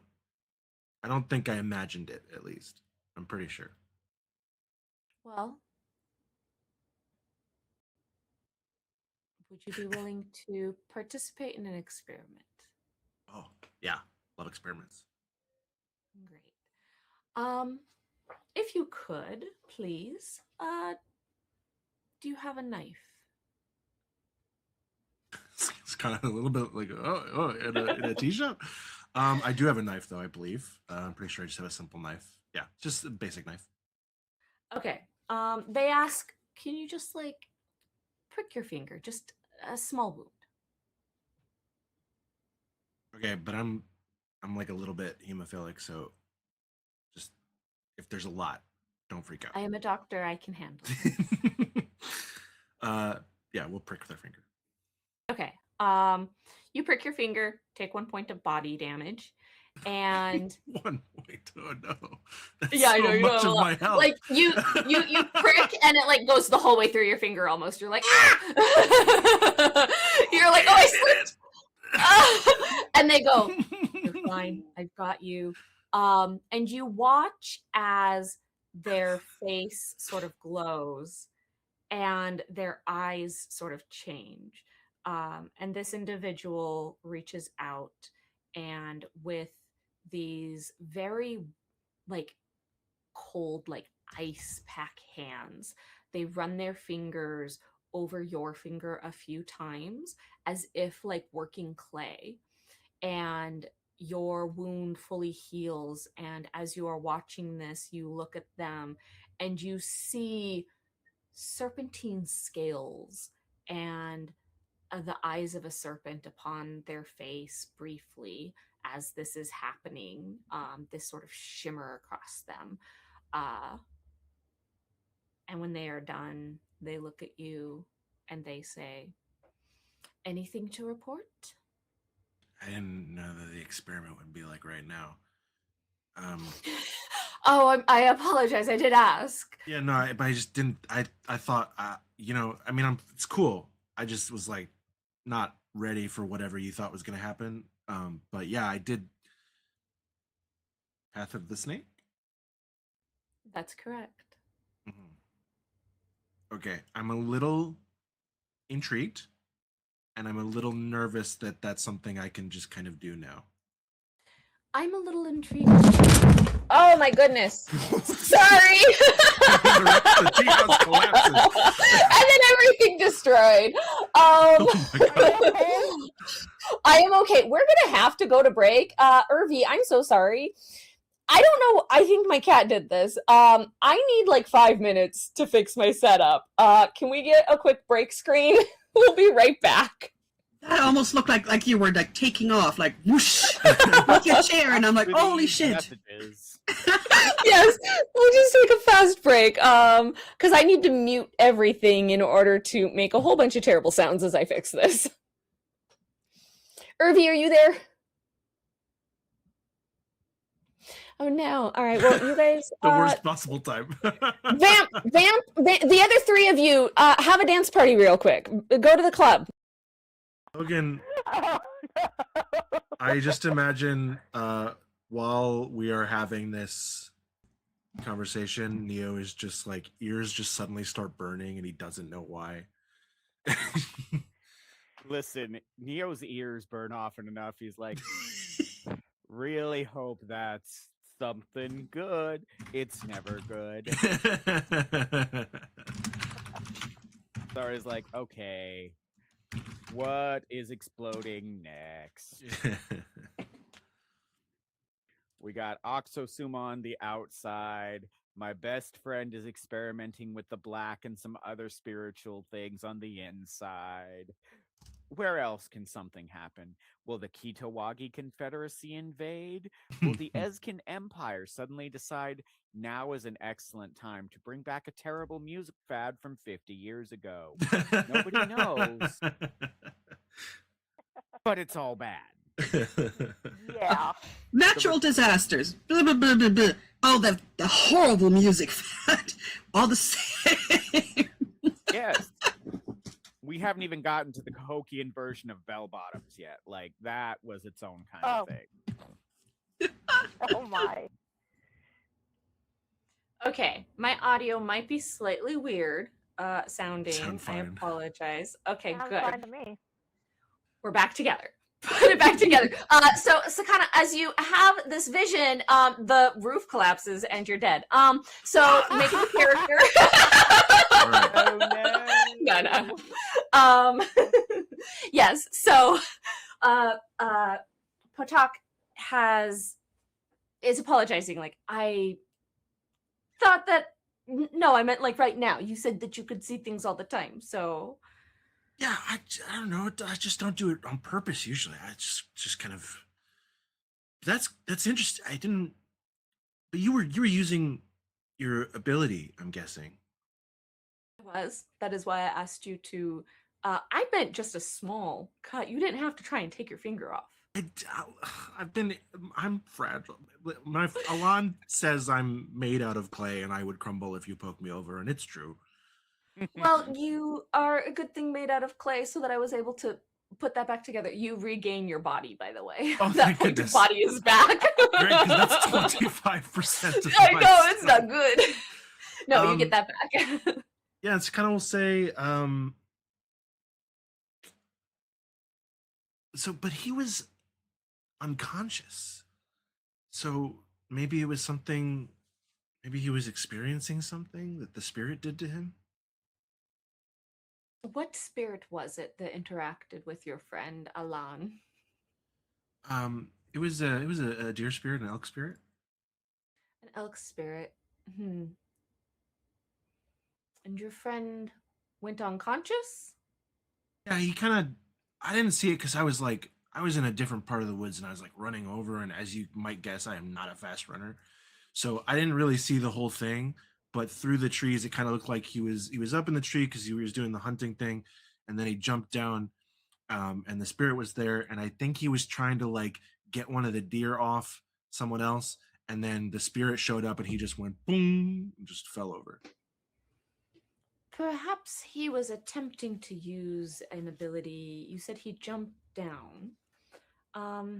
There might be some ability he was attempting to use as he landed, maybe something like Cooker's Grace, in order to land that, and that had managed to trigger while he was still unconscious, and so he was sort of stuck inside of his ability.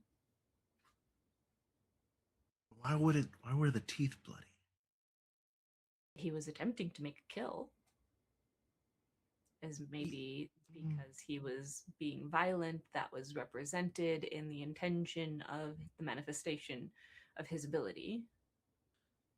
Yeah, okay, that makes sense. Okay, Your if it's friend not. won't talk to you about this? Oh, he hates spirit stuff. He's Hmm. I try, like I said, I'm not going to push him about it. It sounds like it probably wasn't a dangerous thing, so I think I'm probably not going to bring it up unless something else happens. But yeah, he doesn't. It's we're friends because of music. That we don't really bond on this level. I see. Okay. I mean, it could be worth it. Has your friend seen a medicine practitioner since they've gotten back? If they were knocked unconscious in the middle of using their gift, there's possibilities that things can go weird. Okay, I'm gonna have to figure out how to bring that up in a safe way. Okay, yeah, sure. I can tell him to see a specialist. If your friend needs that kind of specialist, I understand that there would be some patient confidentiality issues potentially, but as gestures to your finger that they mended basically with magic, I can help with these things. It is sort of my role. So I would be willing to be available if you are seeking that. Cool. Well, thank you. I will. I'll try and talk him into it, and I'll send him your Nisi contact. And thank you so much for agreeing to meet me on short notice. Yeah, just if they wish to identify themselves with this interaction, let let them know they should tell me that they were introduced as Alan, Right. Yeah. so that I can remember that Yeah, this yeah, is yeah, that yeah. person. Sure. He'll probably like that part if he likes this idea. Okay. Do you have any other questions? No, I think. Well, I mean, I have a lot of other questions, but I think that answers what I came here for. So, Okay. let's enjoy this tea. Yeah. Do you mind if I ask you a question?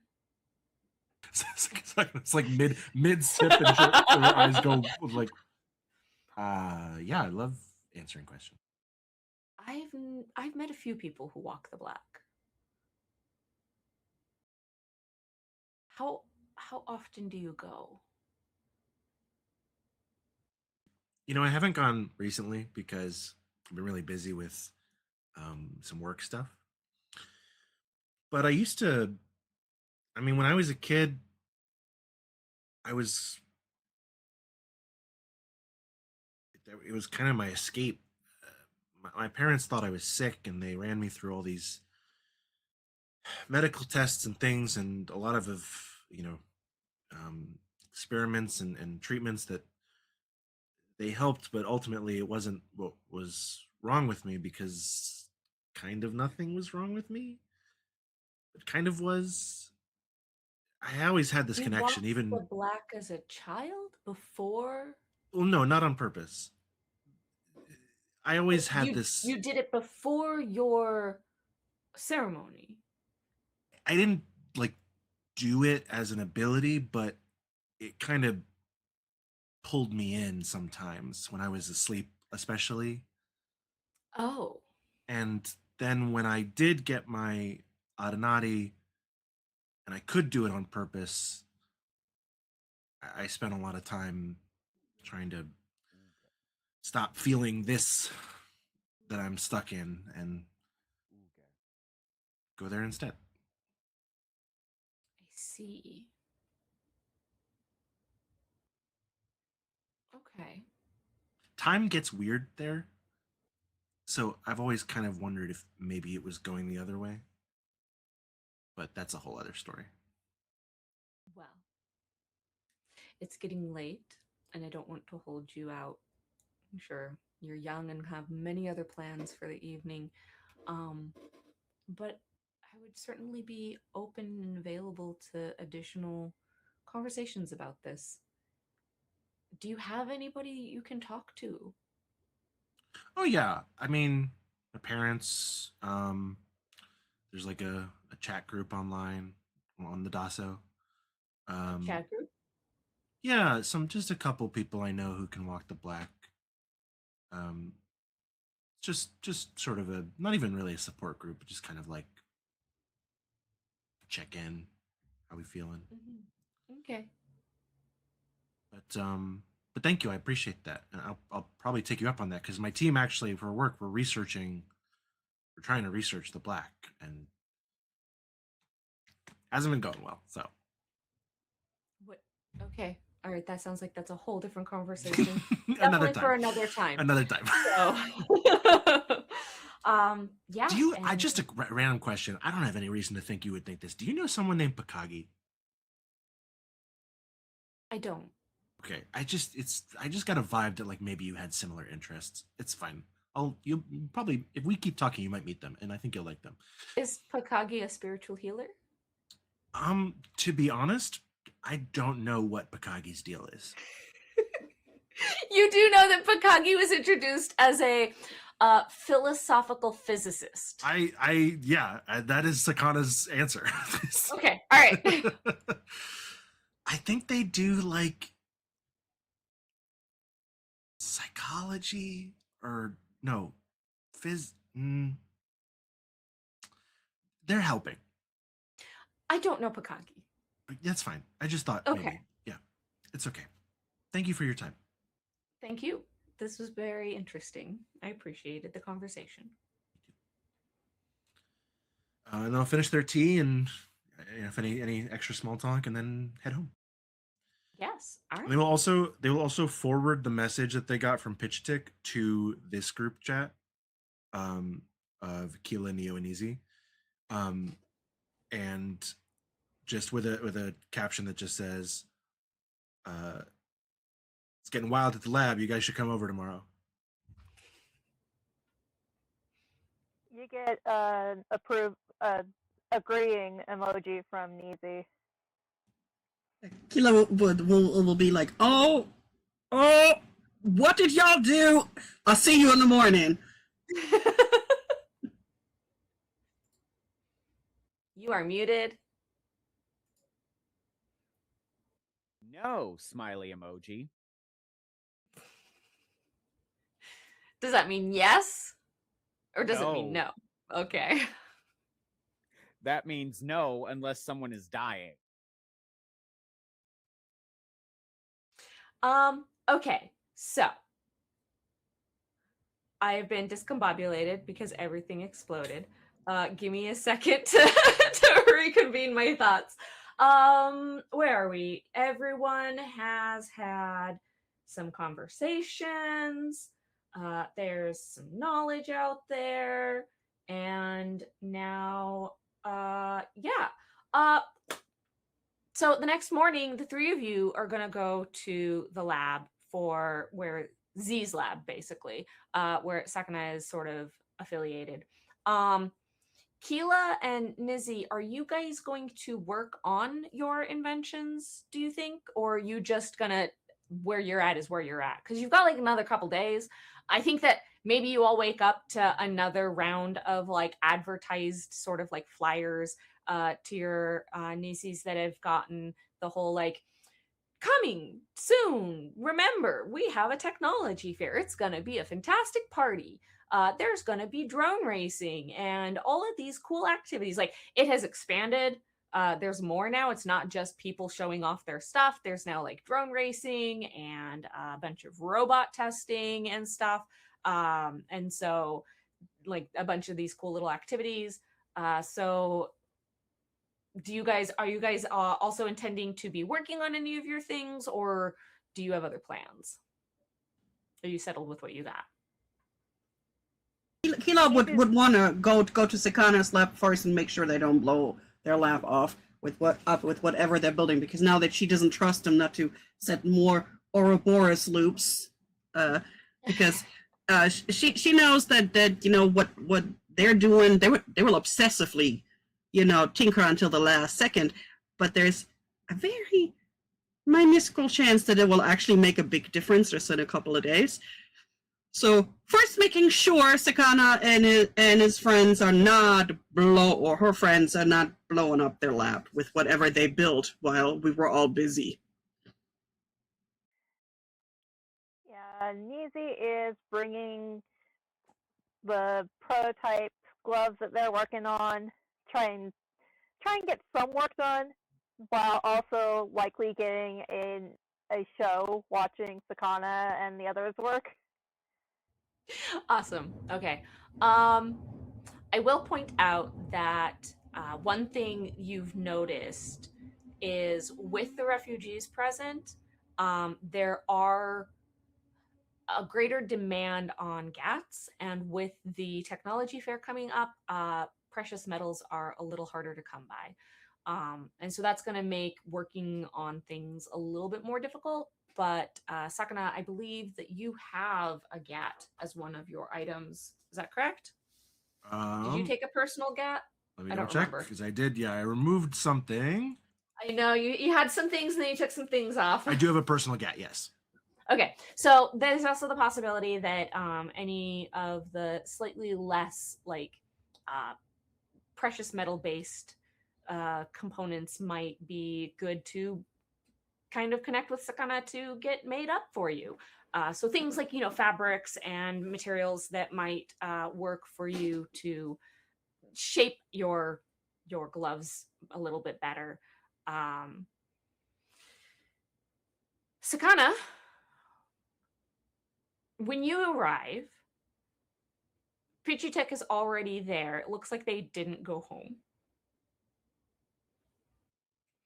They are sort of like rubbing their eyes and drinking a hot drink, and they look to you as you come in, and they go, "Oh, you finally decided to join us, huh? What? Did you go out hunting again or something? Where'd you go?"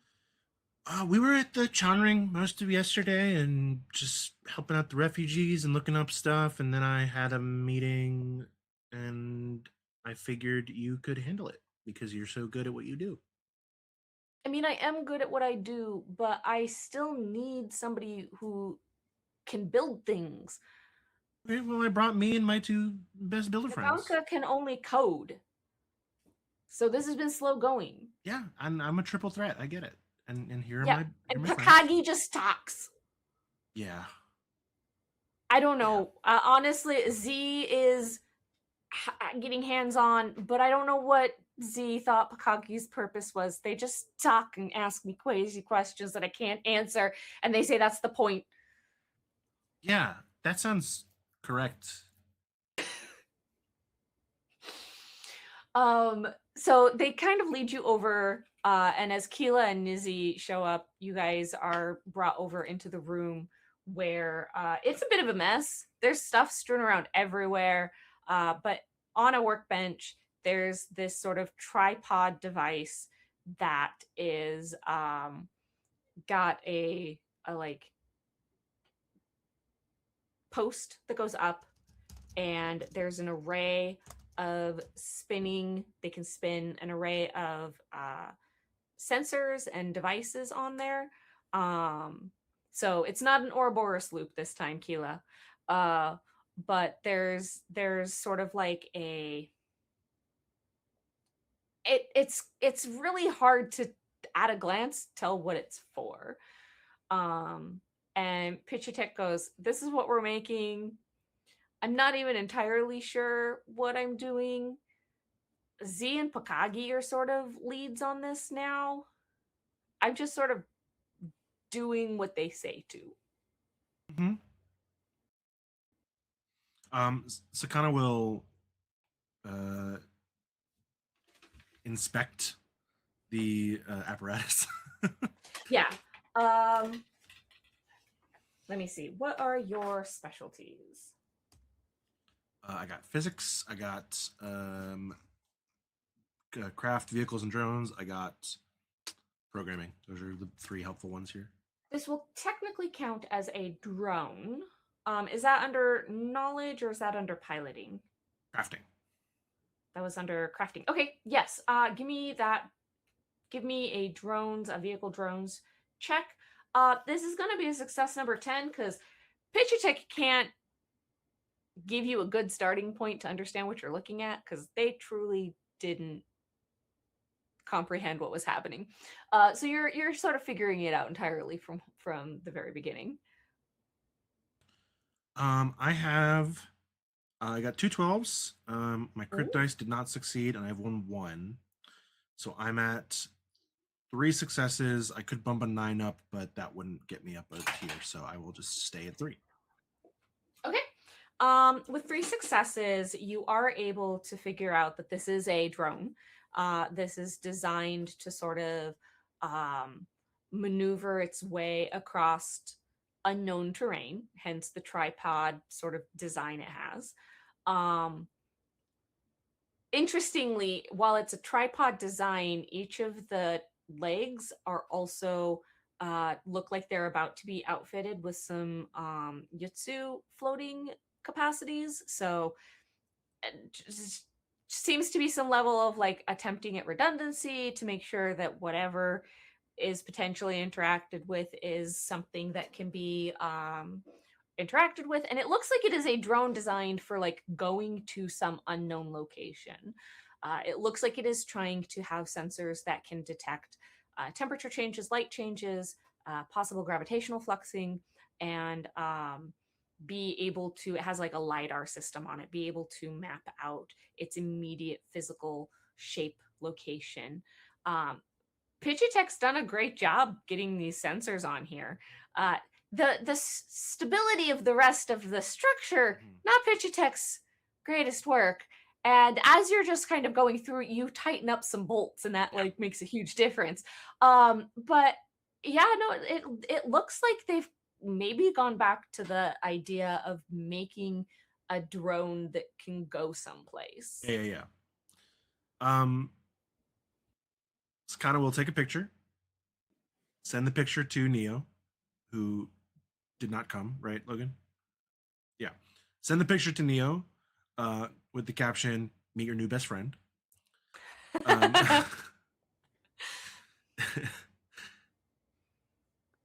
Gotcha. Reacts with a heart. And we'll turn back to Pitchitech and be like, "You did a remarkable job for not being into fabrication. Killa, do you want to see this thing that Pitchitech made?" And easy also, if you're I forgot who, I don't know where you guys are in the building. Like, absolutely, it's like dragging Easy over there. Yeah. Gotta make sure that this is safe. Gotta make sure that this is safe. Make sure everything's connected the right way. I think I'm Easy gonna was trying to help clean things up a little bit. endless Yeah, time. the OCD, because something's gonna touch something, and something's gonna gotta keep your workspace from tripping hazards. Yeah, OSHA? Lizzie, there were so many bolts of all mixed up sizes. You started being able to separate them out so that they are actually like organized a little bit better to be able to be found with their corresponding The washers ADHD and urge nuts. to clean for other people. Yes, absolutely. It is full force right now. Killa, as you look over this, it is pretty clear that like it's good work. When Pitchitech made that Ouroboros sensor ring, it was still good work. Like they put the sensors together well. It was just stupid. But this one, I mean, the wiring setup and everything is really very good work. The larger frame could use, it's some basic stuff. But you see Sakana is already sort of like addressing some of that. But the wire structure or the wiring structure, the connection for the sensors and everything is all very good. Now, Pitchitech doesn't have the code. And so they said that Naganka is working on the code. They don't have it. Naganka is supposed to be in a little bit later to be able to integrate all of this to actually have the sensors working in a degree of specificity that they're aiming for. But yeah, when asked, if anybody asks them what it's supposed to do, they just shrug. They're like, I don't know. I was given a blueprint. Z and Pakagi came up with this. I'm imagining Killa and Nizzy kind of hovering over the thing and touching and everything and just, talking back and forth and, like half sentences and finishing each other's sentences and critiquing and nitpicking and then saying, you know what? I don't know what it's supposed to do, but I guess it's not going to blow up. And then I have a feeling we're going to clean up the room and write some OSHA guidelines that we're going to put on the wall.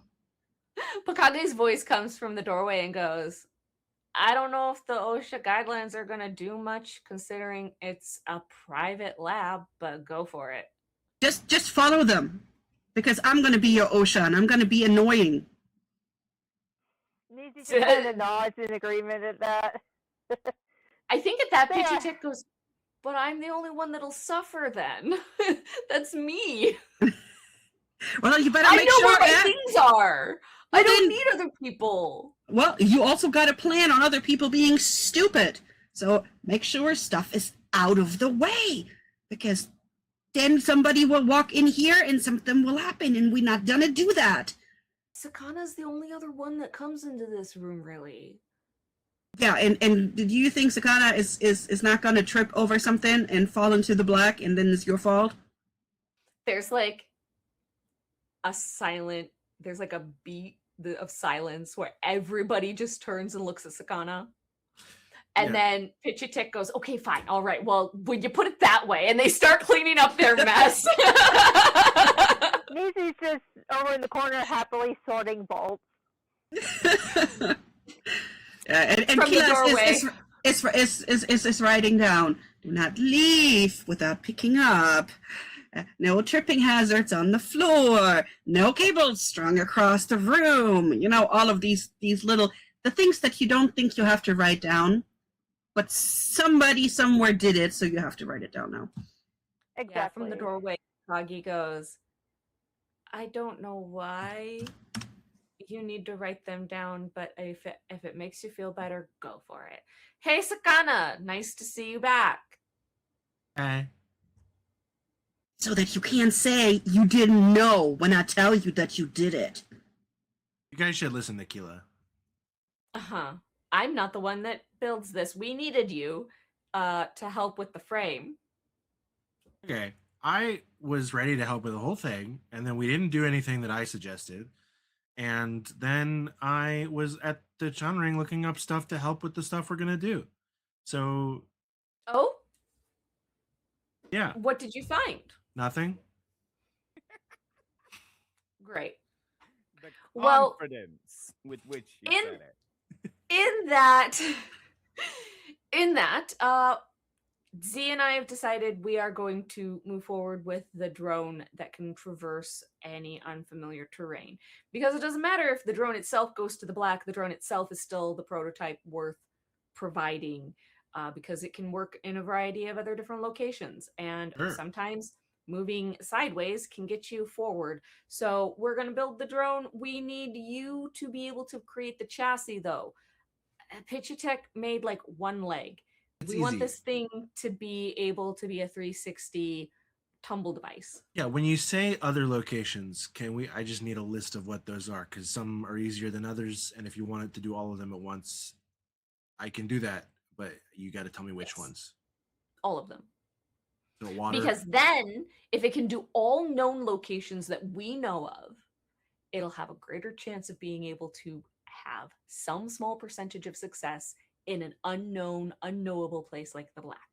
If Niyo was here, I think he would say that we should make it so it can't do anything we know of, because the black is anything we don't know of.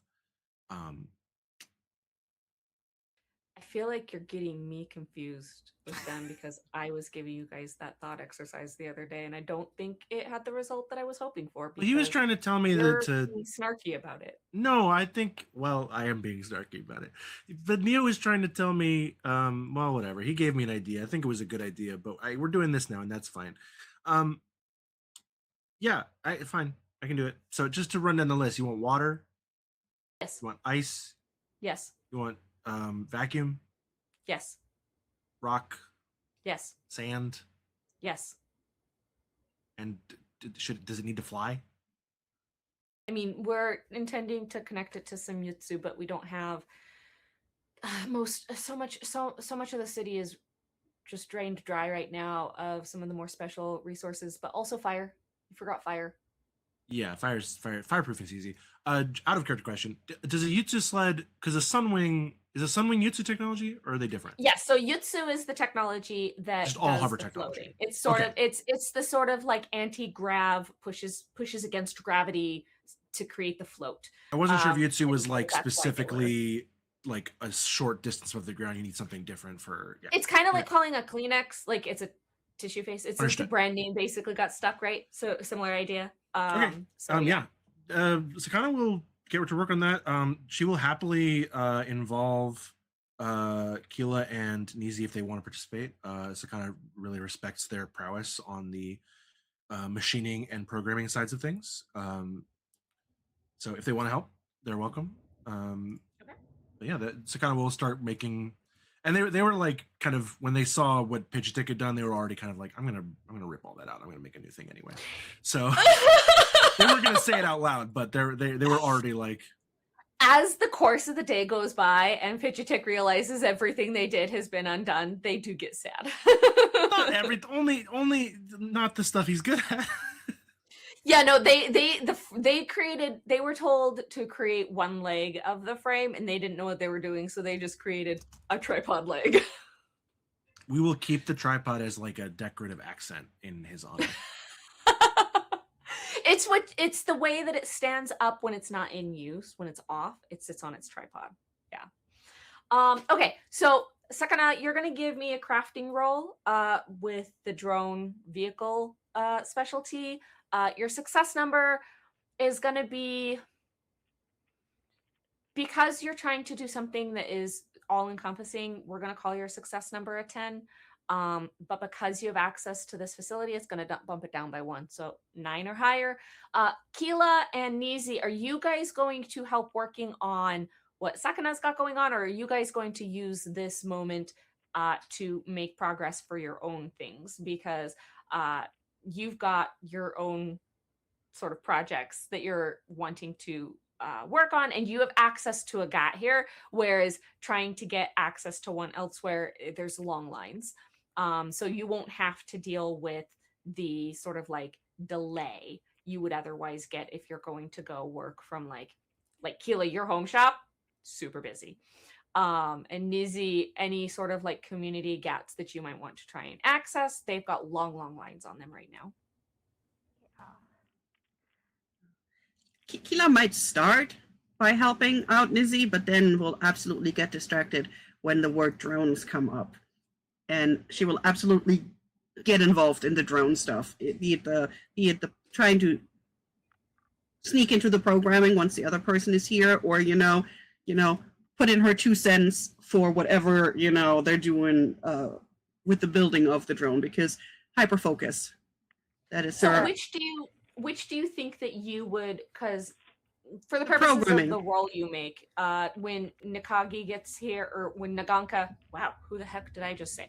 When Naganka gets here, the coding will get broken out, and it will be something where, because they have so many different sensors of so many different kinds, and this thing needs to be able to move, they're trying to integrate all of that information to help it determine its movement. And that is a significantly higher sort of programming challenge than what you usually would be facing with a standard drone.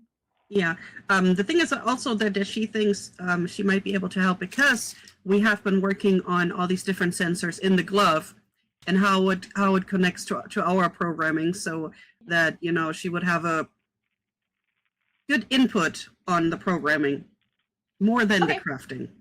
Then if you're going to help out with Naganka's programming, go ahead and make your programming check roll. Your success number would be an 11, because there's so many things to have to like integrate. This is more so than a normal drone's sort of sensory suite, and honestly more than what the glove's sensory suite is, because there's so many different types of sensors. But because you have both Naganka here, who has sort of already been working on it, and you've got the workshop, that'll drop that down to 9. So you've got a success number of 9. Go ahead and roll that to let me know what you got. And then Nizi, are you going to stay working on the physical construction of the gloves? When with the stuff that they were working on, it was more like the altering the actual gloves they're using to build the prototype around. So it would be more like needle and thread stuff. But they're more than happy to set that aside to help work on the building aspect of the drone. That is your call. It's your call. I think that because we're getting so close to the time frame, that you might have to make this choice of either you all put in on Sakana's drone and like that's this whole team's effort, or you try to have something that is, because you don't have the glove fully connected to your programming yet. Sakana will totally recommend you work on your gloves. You're welcome to use her GAT to totally work on your thing. Yeah, then in that case, they will focus on the gloves. Okay. Then I'm going to call that your electrical engineering specialty role for being able to set up the sensor sort of arrays in this unique form factor. So roll me that. You're rolling a 10 as your success number, but again, because you have access to the GAT and everything here, it's going to drop to a 9. So then I'm going to go back around the circle. And Sakana, what was your success? I also have a crafting kit, which gives me -1 success number on crafting checks. Would that apply here? That was the lab. That's It is, basically okay. what the lab is acting as. Because That's what I crafting thought. kit is something you can carry with you, but the lab is acting as that for the That's purposes what I thought. of Just this. making So sure. yes. I have 7 successes. 7. I've got 2 successes. All right. And Killa? Denver, could you mute? That was very loud. Sorry, I think it's okay. I are had you 6 successes, but one, so 5 successes. 5 successes? Awesome. Okay. Sakana, with Killa's help, by the end of the day, this thing's working. Like, you guys are trying to this is a little bit that scene with the robot dogs where people are kicking them. Yeah. And The Boston Dynamics dogs. Yeah. They're Those kicking. You guys are poor trying to like robots. you guys are taking this little robot drone and putting it through all of the different like possibilities for like disruption and like running at it and have testing its program to be able to run away from you and registering the like what level of fidelity you can get in terms of the lidar being able to determine what's in the environment around it. And your guys, it's good. It's actually pretty good. You think that even just this prototype might be able to survive if you actually sent it out to go do work. Incredible. Sakana, this is a day's worth of work, and Sakana at the end just kind of leans over toward Killa and is like, "This is what I'm talking about. This is the kind of stuff that I study. This is what we're good at, and we don't need all these fancy schmancy little whatever we were doing before. All we need is wheels and Yitsu engines." It was all a little distracting, and honestly, if you're looking at this stuff philosophically, then I don't want to do it no more. Totally. It's just like, nope, now it's boring. No, I don't want to do it no more. Yeah, Pakagi leaves you alone for the most part. Every now and again comes in and asks some like ridiculous questions and then heads off again. But you guys make a fantastic progress. Nizzy, you've got functional gloves. These will be able to connect. They're not pretty, but they work. So you've got a prototype put together. And as we're about to go check over with Niyo, we're going to hit a break and come back and see, I guess, did you do crime? Did you figure out your own issues for Always your crime. personal soul? Did you just chill and bake cookies all day? We're going to find out what Niyo did when we come back from the break. See you in a minute.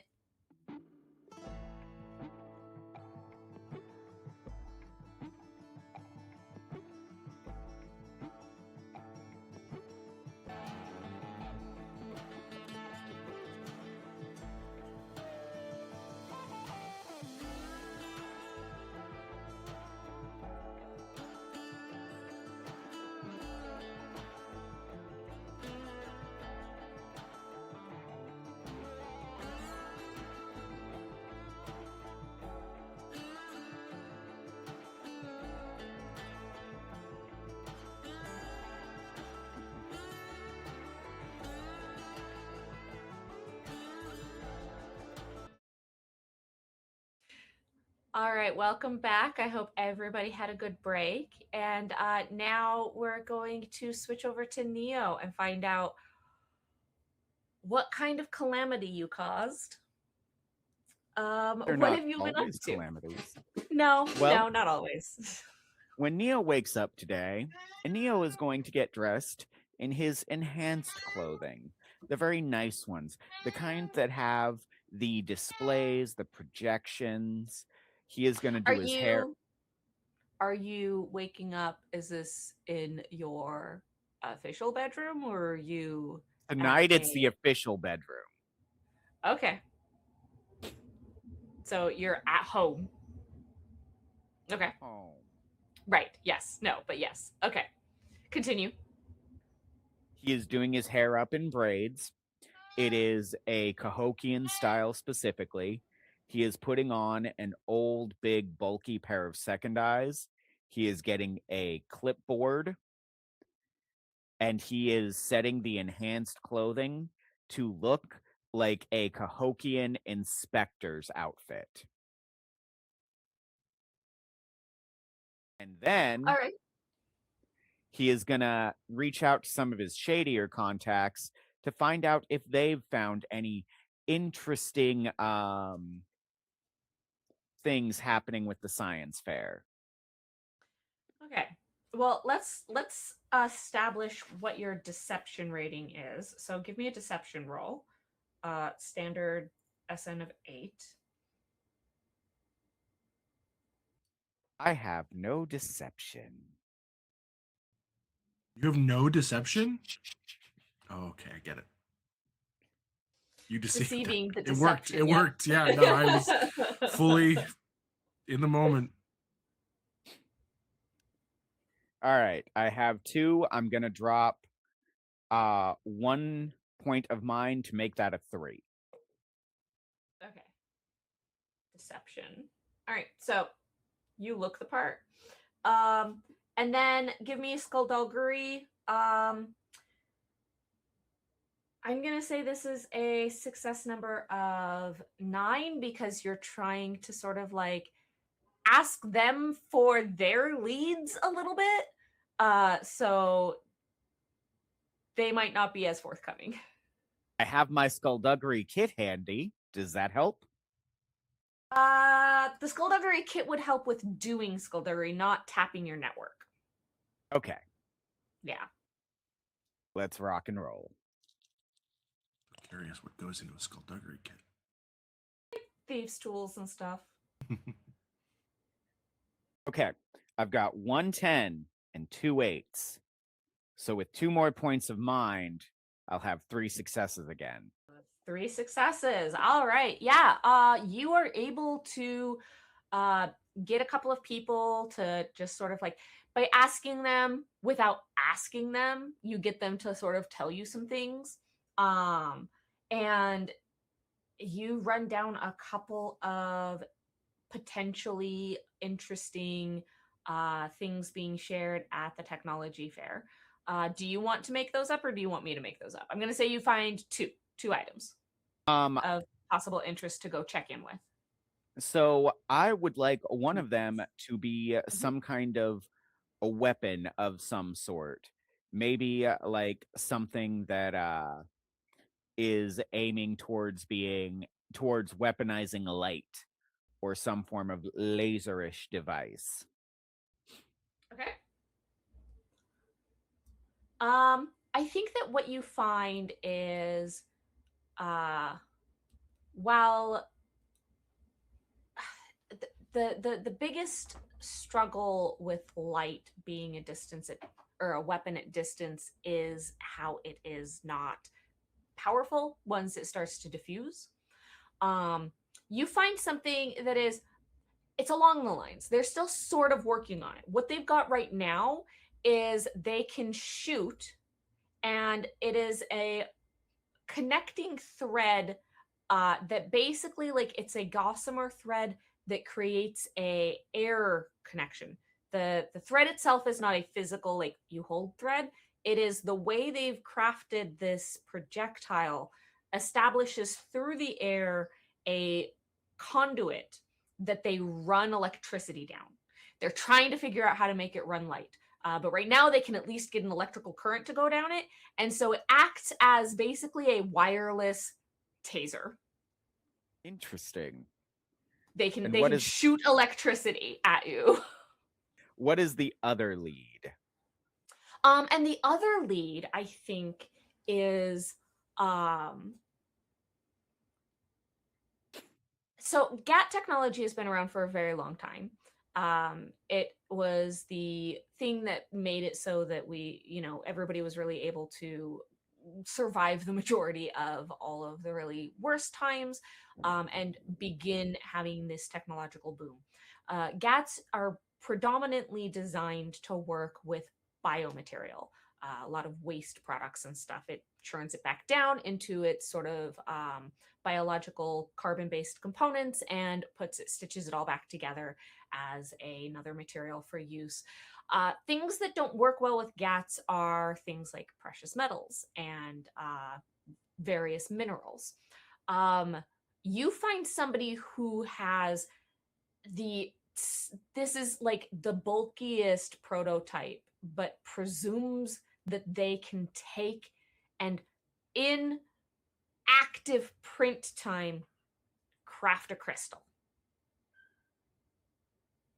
This is what the claim is. Whether or not either of these are true, this is what the leads are that you're getting claimed. And being Okay. able to print a crystal, I'll just, for our listeners' edification, being able to print a crystal is a huge deal because the majority of technology runs on a crystal disk as opposed to like the sort of laser disc technology that we've used with CDs and such. It's a crystal base, and so you need to have crystals of good fidelity and good size, and growing them takes time. If you're going to grow them, finding them is very difficult. But this is sort of a base component for all of the technology, and so having this person claim they can print these at speed is a pretty big deal. Okay. I would like to find out where the laser taser people are making their thing. I love that name, Laser Taser. The Laser Taser, let's see.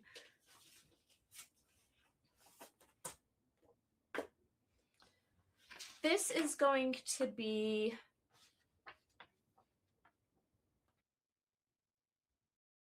I think this is a shop that's actually in the Matawi district, because it's with a group that, much like Sakana's group, Z's group, they have some amount of council support. And so they've been given access to certain spaces and resources in order to work on their particular project. So that one is in the Matawi district. The crystal one is in... Yeah, I think that one is... I think that one is a shop in the Chizzy district. You get a contact for a shop in the Chizzy district for that one. So those are where the leads are for those two. How big is the one in the Matawi district?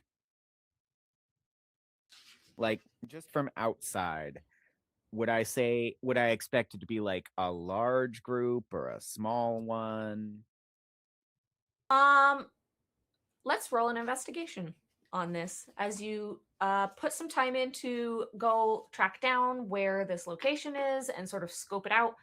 Give me just investigation to start with, because you're not infiltrating them yet, right? No, I am not. But it's still casing the joint, so could I still use skullduggery? No, because you're just trying to find out about them. You're not casing them for infiltration just yet. One success. One success. Okay. You find that they seem to be a team within a team. Like, there seems to be like maybe these three people that are sort of working predominantly on this sort of taser, what did you call it? A laser taser. And they are a part of sort of a larger group. So the facility itself is a bigger conglomerate of smaller projects that are all handled inside of it. They've got their own sort of like alcove almost, where they're set up with their things. but they're connected to this much larger array of additional sort of like, a lot of it seems to be weapons research in here. I think that maybe as with your disguise as like a Cahokian reporter inspector. or an inspector or whatever, you've got the ability to, like, some people were willing to kind of show you a little bit and be like, yeah, no, everything's still up to code. We're working within safety regulations and it's all fine. As we're going through, make very clear mental notes. While we are near that group working on the laser taser,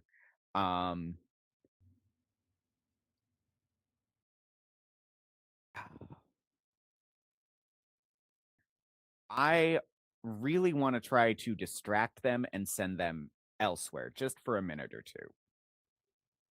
Okay. Are you gonna try and like do a sleight of hand to try and steal something, or do you just want to get a chance to look over this? Because I So might change what skill you're the using. ultimate goal Yes. is that I want a blueprint and I want to fuck up their design. Just something small, something hard to notice. Not anything that's going to blow it up, but something that's going to make it like out of the running for the competition. But I want the one that they're on track with before that.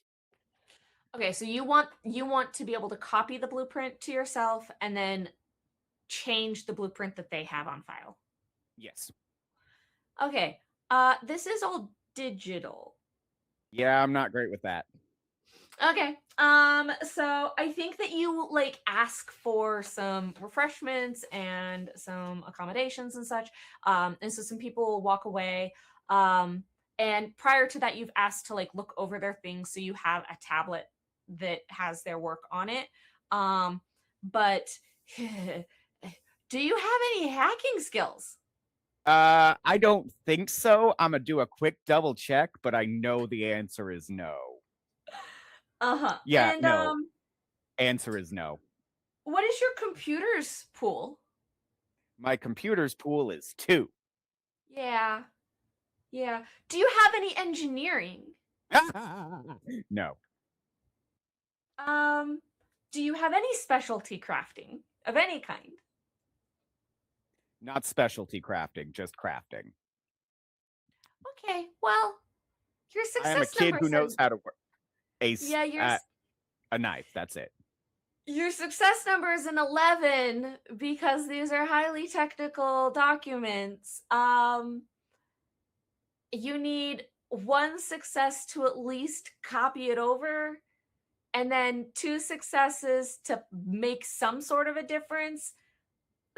Sorry, 1 tier success to copy it over, 2 tier success to make some sort of effect on it that may or may not be caught, 3 tier success to actually make something that should fly under the radar and actually disqualify them and not get caught for being corrected.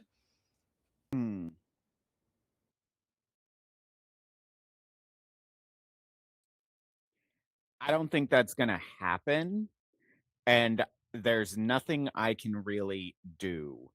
So I would settle for getting a copy of the design at that point. Yeah, that's the first tier of successes. If you can give me 1 success, you will get a copy of the designs to at least have on hand. All right, we can try that. And let's But see. I mean, crits are real and they can explode. So crits are real. Crits are real. I have seen 12 successes from a single die. It's fine. Let's see if we get lucky. Just don't roll a crit fail. I did not. I rolled a 9. And I got 2 points of mind. Okay. So you get 1 success. You are able to copy it over. You don't know what any of it fucking means. But you're pretty sure you got all the files you need and you copy it over onto your Nizzy. And before you're able to like see what could possibly, like, how to even change it, like open it up to even get it to an edit point, they start coming back. Okay. When they come back, I'm gonna try something just a little bit different. Mhm. I want to bullshit them. I want to make Okay. them doubt they're on the right track. Okay. All right. Um, And this I is a think I'm gonna. full-on con man thing where I'm like, Yes.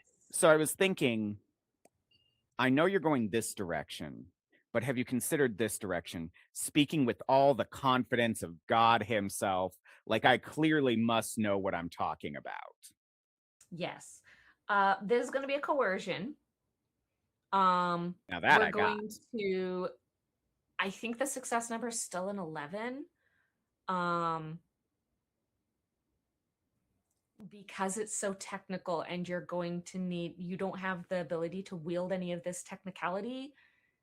Full-on bullshit. Yeah.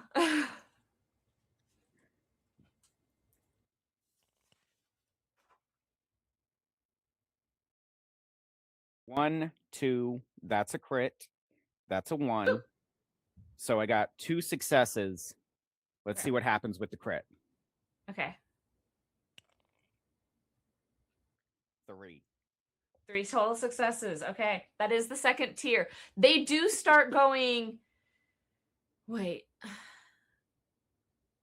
And the one sort of takes back the tablet and starts like scrolling through and pulls it into a more holographic form, starts spinning through and looking at some of the wiring for Like, I'm just the very concerned about the device. safety, specifically of this right here.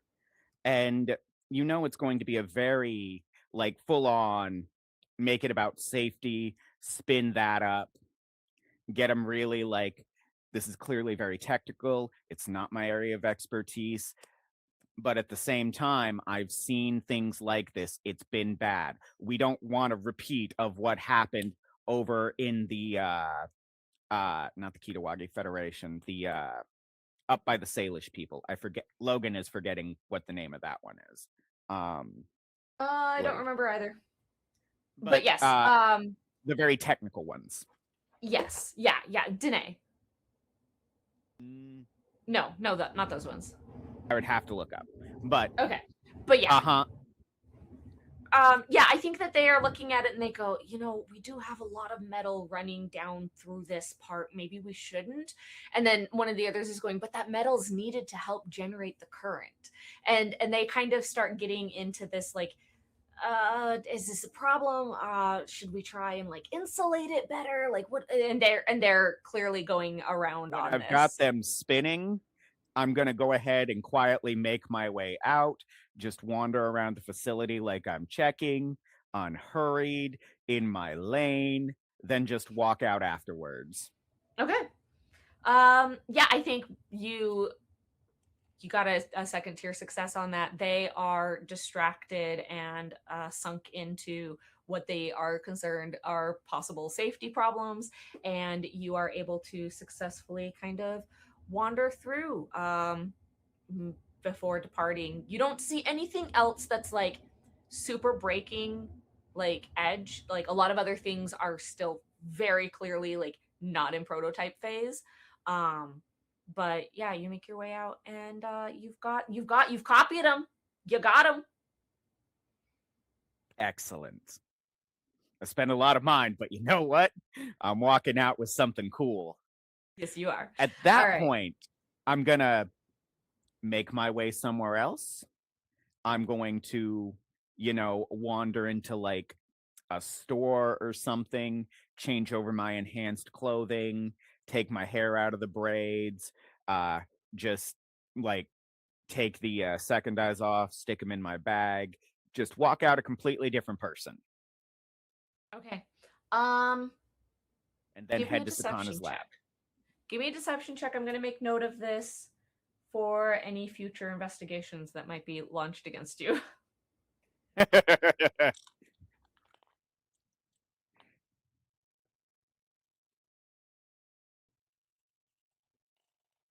This will be a standard 8.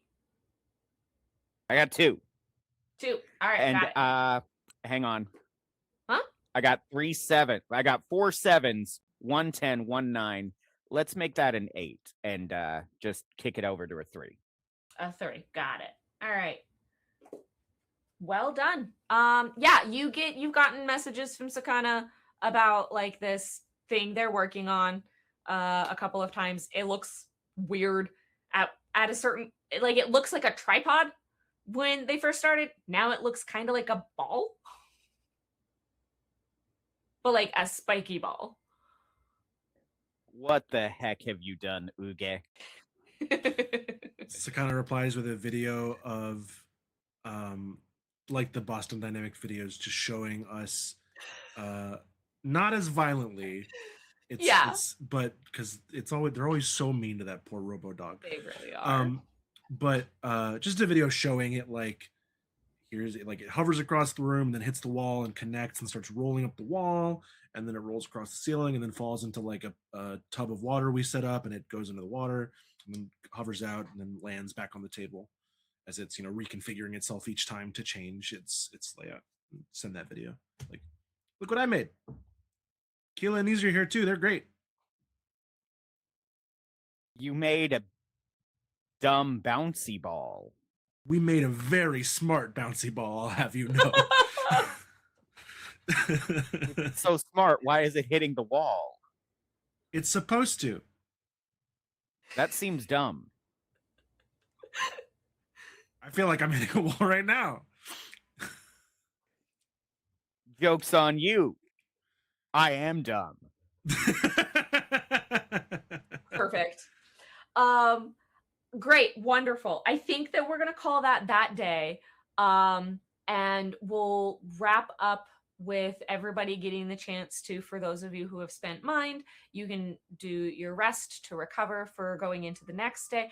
And I'm gonna ask Roundtable real quick if in this next day there are things that you guys want to do. Otherwise, I'm gonna spring shit on you. So let me know what you want to do and what you want to like. Okay, let's start, and we'll go around. Nizzy, when Nizzy wakes up the next day, what is the thing that Nizzy's wanting to sort of like address or take care of or work on or deal with? Since they have a working prototype now, they are starting on a project to make a kind of a sensor network to help detect Oksuma from underground. Ooh, okay.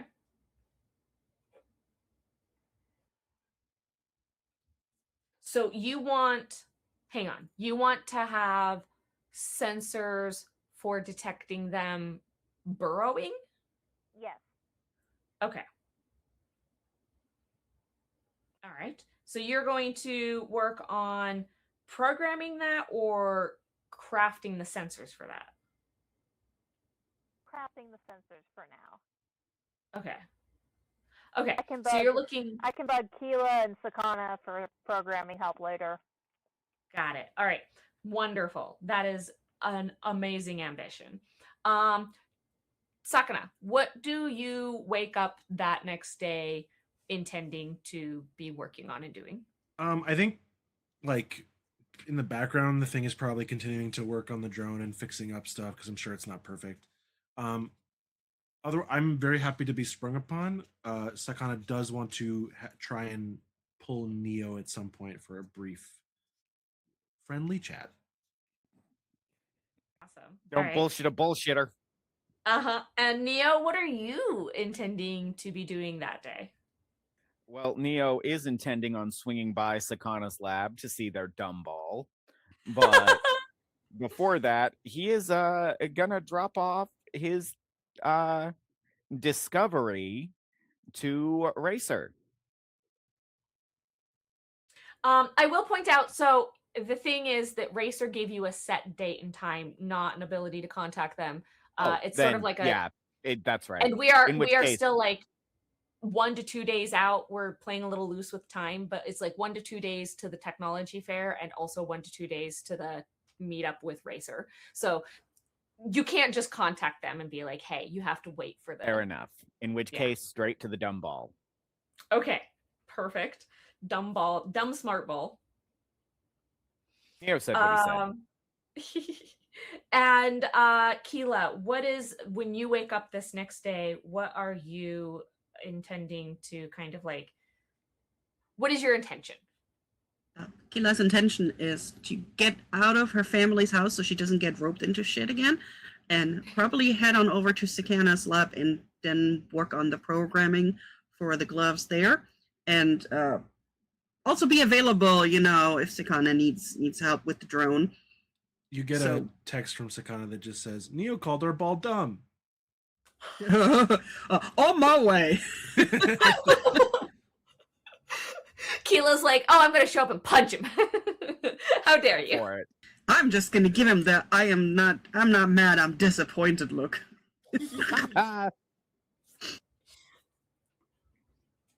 Okay.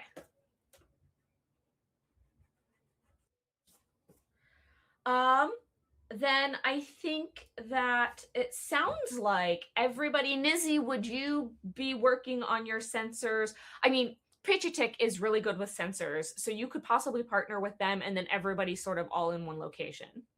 Yeah. Yeah. All right. So everybody ends up at Z's lab. I think that Z walks in and sees that like everybody's here and goes, since when did my place become the epicenter for everything? What's going on? About 4 days ago. It's crunch time. My friends are helping with our work, so just as a return of favor, I offered to let them use my GAT and, hang out here. Neezy holds up the diagrams they sketched out this morning of the ground sensors. Okay, anything you do in this lab, I have the right to be able to put my name on as like a at least a supporter. That's fair. He is paying for the lab. That's fair. Would you like my last work? Sure. Say no. What? Say no. He will toss the head of an Oxosuma at him. Nizzy does the thing where they go to grab it, see what it is partway through, go to repel it, and end up throwing their hot tea across the room as they like bat it away. You could have just said no. Why do you have that? No, the question you might want to ask is why I have 6 more of them. I'm done. Nizzy leaves. They go to get another drink. But Pichitik is with you, Nizzy, and is like, "Ooh, this is the biggest issue is to maintain the signal fidelity, but have it be at a large enough distance that we can make a distinction between a burrowing insect and a footfall, so that we don't detect people who are walking, but we do detect, this is a puzzle." And they're like really getting focused in with you. Neezy writes out suggestions for maybe sensor hubs to extend the network and to help provide computing power to be able to detect the difference. Yes. Yeah. I think partway through, Pichitek stops all of a sudden and goes, "Wait, the Okasuma burrow?" And just like suddenly realizes, hang on, what? Yeah, Neezy basically recounts what happened the other day. Well, that's terrifying. Has the council been informed? Neezy says, I think so. I let others know what I had found, and they were really quick to get information out, so. Okay, all right. Well, I know that Pakagi knows people, so I'll be right back. And Pichitek's gonna go track down Pakagi for a convo. While that's happening, Killa, you've got a sensor ball to program. No, you did the sensor programming. You did that. What are you working on again? You're working on the gloves. That's right. Go ahead and give me a programming roll. You're programming so many things.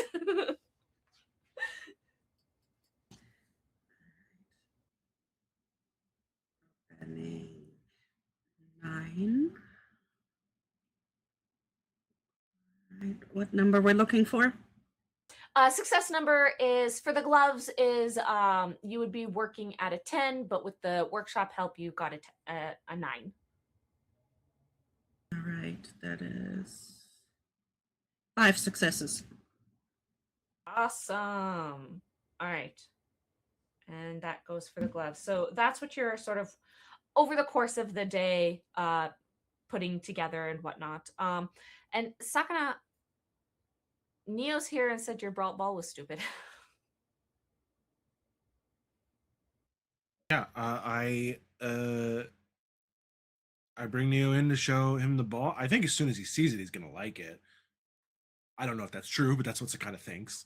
But they will toss it, just toss it to him as he comes in and be like, catch. Try it. It's a ball. Try moving it. Okay. Full on volleyball spike unless he's stopped. No, yeah, and it like flies across the room and like rights itself midair with its Yitsu engines and vroom, vroom, and then lands safely.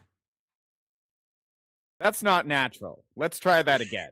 It's literally not natural. It's science. I made it. Hang on. Killa did the programming. Niyo is then going to actively try to do everything he can to make it, to bounce it off walls. He wouldn't phrase it as trying to break it, but that's essentially what he's trying to do. Kana is confident that this will not work. Every now and again, Niganka gets nervous because Niganka didn't put the product together. Niganka just coded it, and Niganka goes, "Oh, but maybe not," and is like really nervous about the force to which you use for it. But Sakana did an amazing job with the integrity of this thing, and it is withstanding all of your efforts to bust it apart. Okay. This is cool.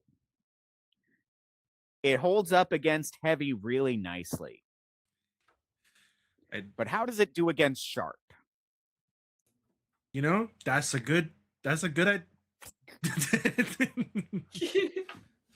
Literally, that's a good stab. Yep.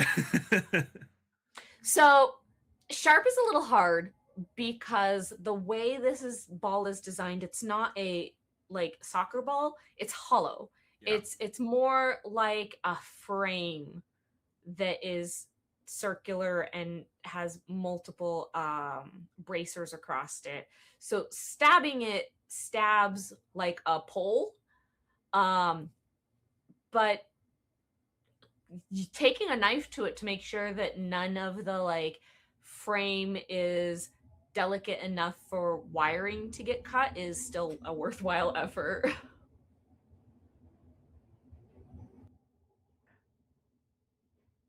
How good is my material science? How actually after he stabs it, like, is there significant damage? Roll an attack against my ball. Yeah. All right. Give me. I'll attack Sakana's ball. Hang on just a second. Because you've made something, so it has stats. Stibbity stab. To think of what physical defense would be for something like this. I'm going to call it physical. Well, okay. Because this was the point to it, and you did hit the 3rd tier. No, you hit the 4th tier. Because you got 7 successes. Okay, this thing has a physical defense of at least a 10. Yeah, we're going to say a physical defense of a physical defense of 10 and environmental defense bonuses. So 10. Your success number is a 10. you just roll your dice in a bowl? Yes, wooden bowl. Okay, it's flat on the bottom. I was like, how do you know what the numbers are? Traditional wooden It's bowl. flat. Okay. Yes, a box makes sense, but a bowl with a rounded bottom would not have. So I got an 11 and 2 12s and a 1. So hang on, because we're Okay. up to 2. 2 successes that you need to roll the crits for. Okay, 2 successes. 2 successes. So you hit this thing, and like it takes a little bit of doing, and you have to hit it just so at like one of the joint areas, but you do gouge it. It is still made of like standard kind of like good material, but like But would it material. still function? It'll Actually- still function. Oh, It's good. not so deeply damaged that it's not functional. So Neo stabs the drone, and he, is fully trying, and he's like, okay, maybe your ball is not so dumb.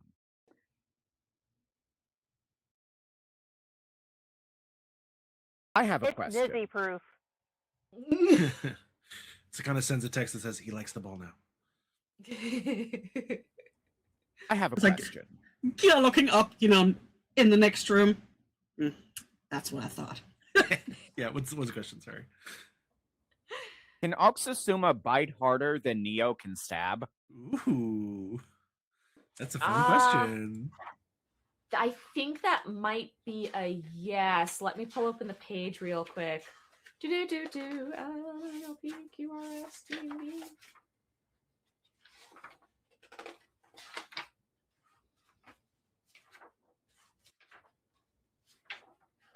Here it is.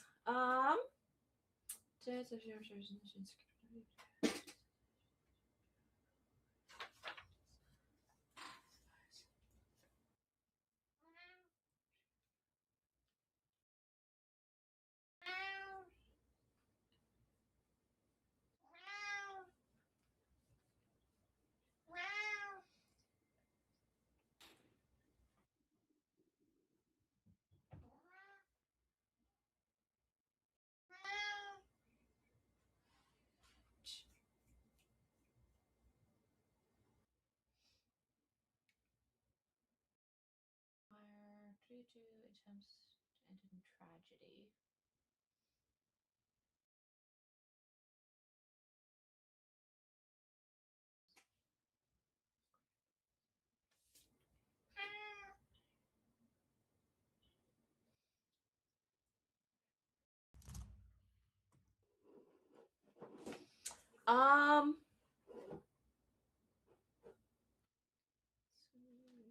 I think so. Because the book does not have them statted out. They're a legend, if memory serves. Yeah, well, they're a legend turned real because they are something that has been encountered in the past 40 years.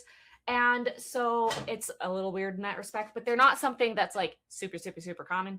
And maybe that's one of the reasons why they're not used a lot, because they're not statted. But it does say that, you need to,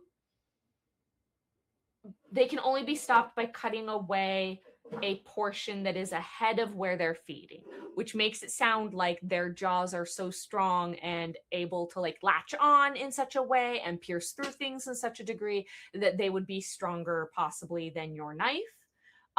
However, I will also remind and point out they're interested in aranare, not basic metal piping. Because look at Sakana. I might have an idea how to test this. Uh-huh. Can you put a speaker inside?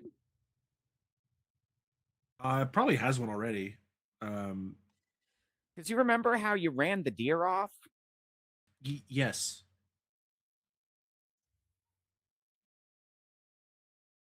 I'm following. Do you want me to do that right now?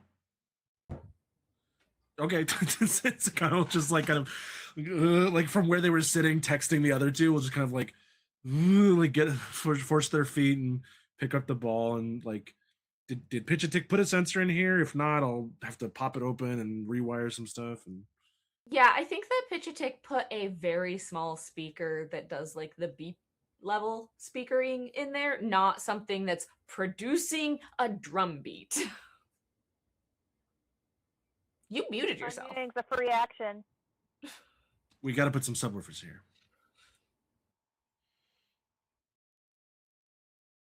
Yeah, I'll do that.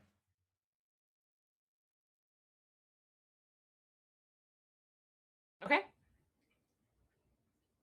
I mean, it changes.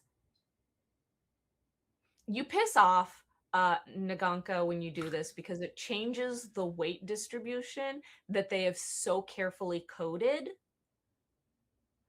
by having this larger speaker in there now, and it's not centered very well. But it is now there, and you can do a test with it. But Naganka's like, I will have to recalibrate everything. I need to weigh it all again. Give it here so I can weigh it. I'm gonna listen. This is a test run. If we're doing this for rear, we're gonna have to build a new chassis run anyway. It's okay. It's okay. Oh my gosh. Okay. It's this or starve.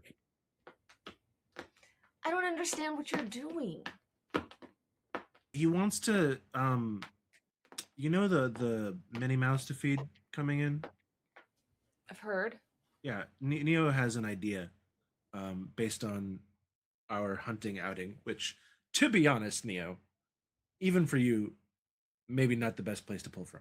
But I like it. Pop it back. It worked. We came back with elk. If a spirit had not gotten in the way, we would have killed the entire herd. Because it was working. I want to point that out. I thought that the council, like, we've covered all the crops. Isn't that sufficient? The council Apparently has not. taken care of it. Nizi saw them digging to get underneath. What? Yes. Very upset about that. Hey, Niyo, just speaking of real quick, have you been to a doctor lately?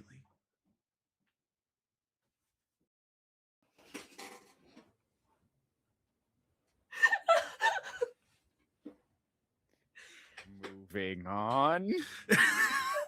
I just you got conked out by that spirit, and it's not good to have to be unconscious for that long. Like, you need a scan. Your brain can get messed up. I've seen it. I've seen it happen.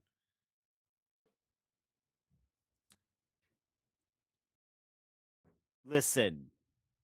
I was crazy before, I'm crazy after. Worry about the many mouths, then we'll worry about literally anything else. What do you say to that? Okay, but I'm gonna Kinda hold you give to that. Niyo a look. As you say, we'll worry about the many mouths, and then we'll worry about anything else after. Everybody's Nissy chimes with a special alert. Oh, I don't like that. Great, love it. Does everybody check? Yep. Okay, hang on. Just Stop. look over Neo's shoulder. Stop! No, cat. Oh my gosh, come back. Okay. Sorry, the cat just stuck his head in a bag and got stuck and started freaking out. So I had to rescue him real quick. Apologies. Yeah, everybody's DC goes off with a special alert. You open it and you find it's still like actively pouring in reports.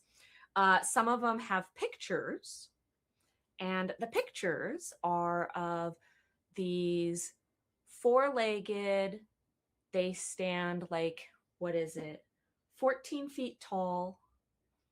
They are covered in a very dense fur that they have used their long noses to paint symbols upon. As you receive reports of a trio of Mubi Motsi approaching the city. And everyone is advised to remain inside while the council sends Suyata to go interface with the 3 clear males. So they should be able to be interacted with, but everyone is being advised that this is a remain where you are until further notice sort of advisory. A lot going on these days. And I thing think after another. that's our whippet. That's our stopping point. We are going to call it there. With that, I hope that you have enjoyed our Neon Black, our Coyote and Crow game. We look forward to seeing you next time, which is going to be 2 weeks. Remember that. All right. And that's going to be goodbye, everybody. Toxa. Chinook Garrick.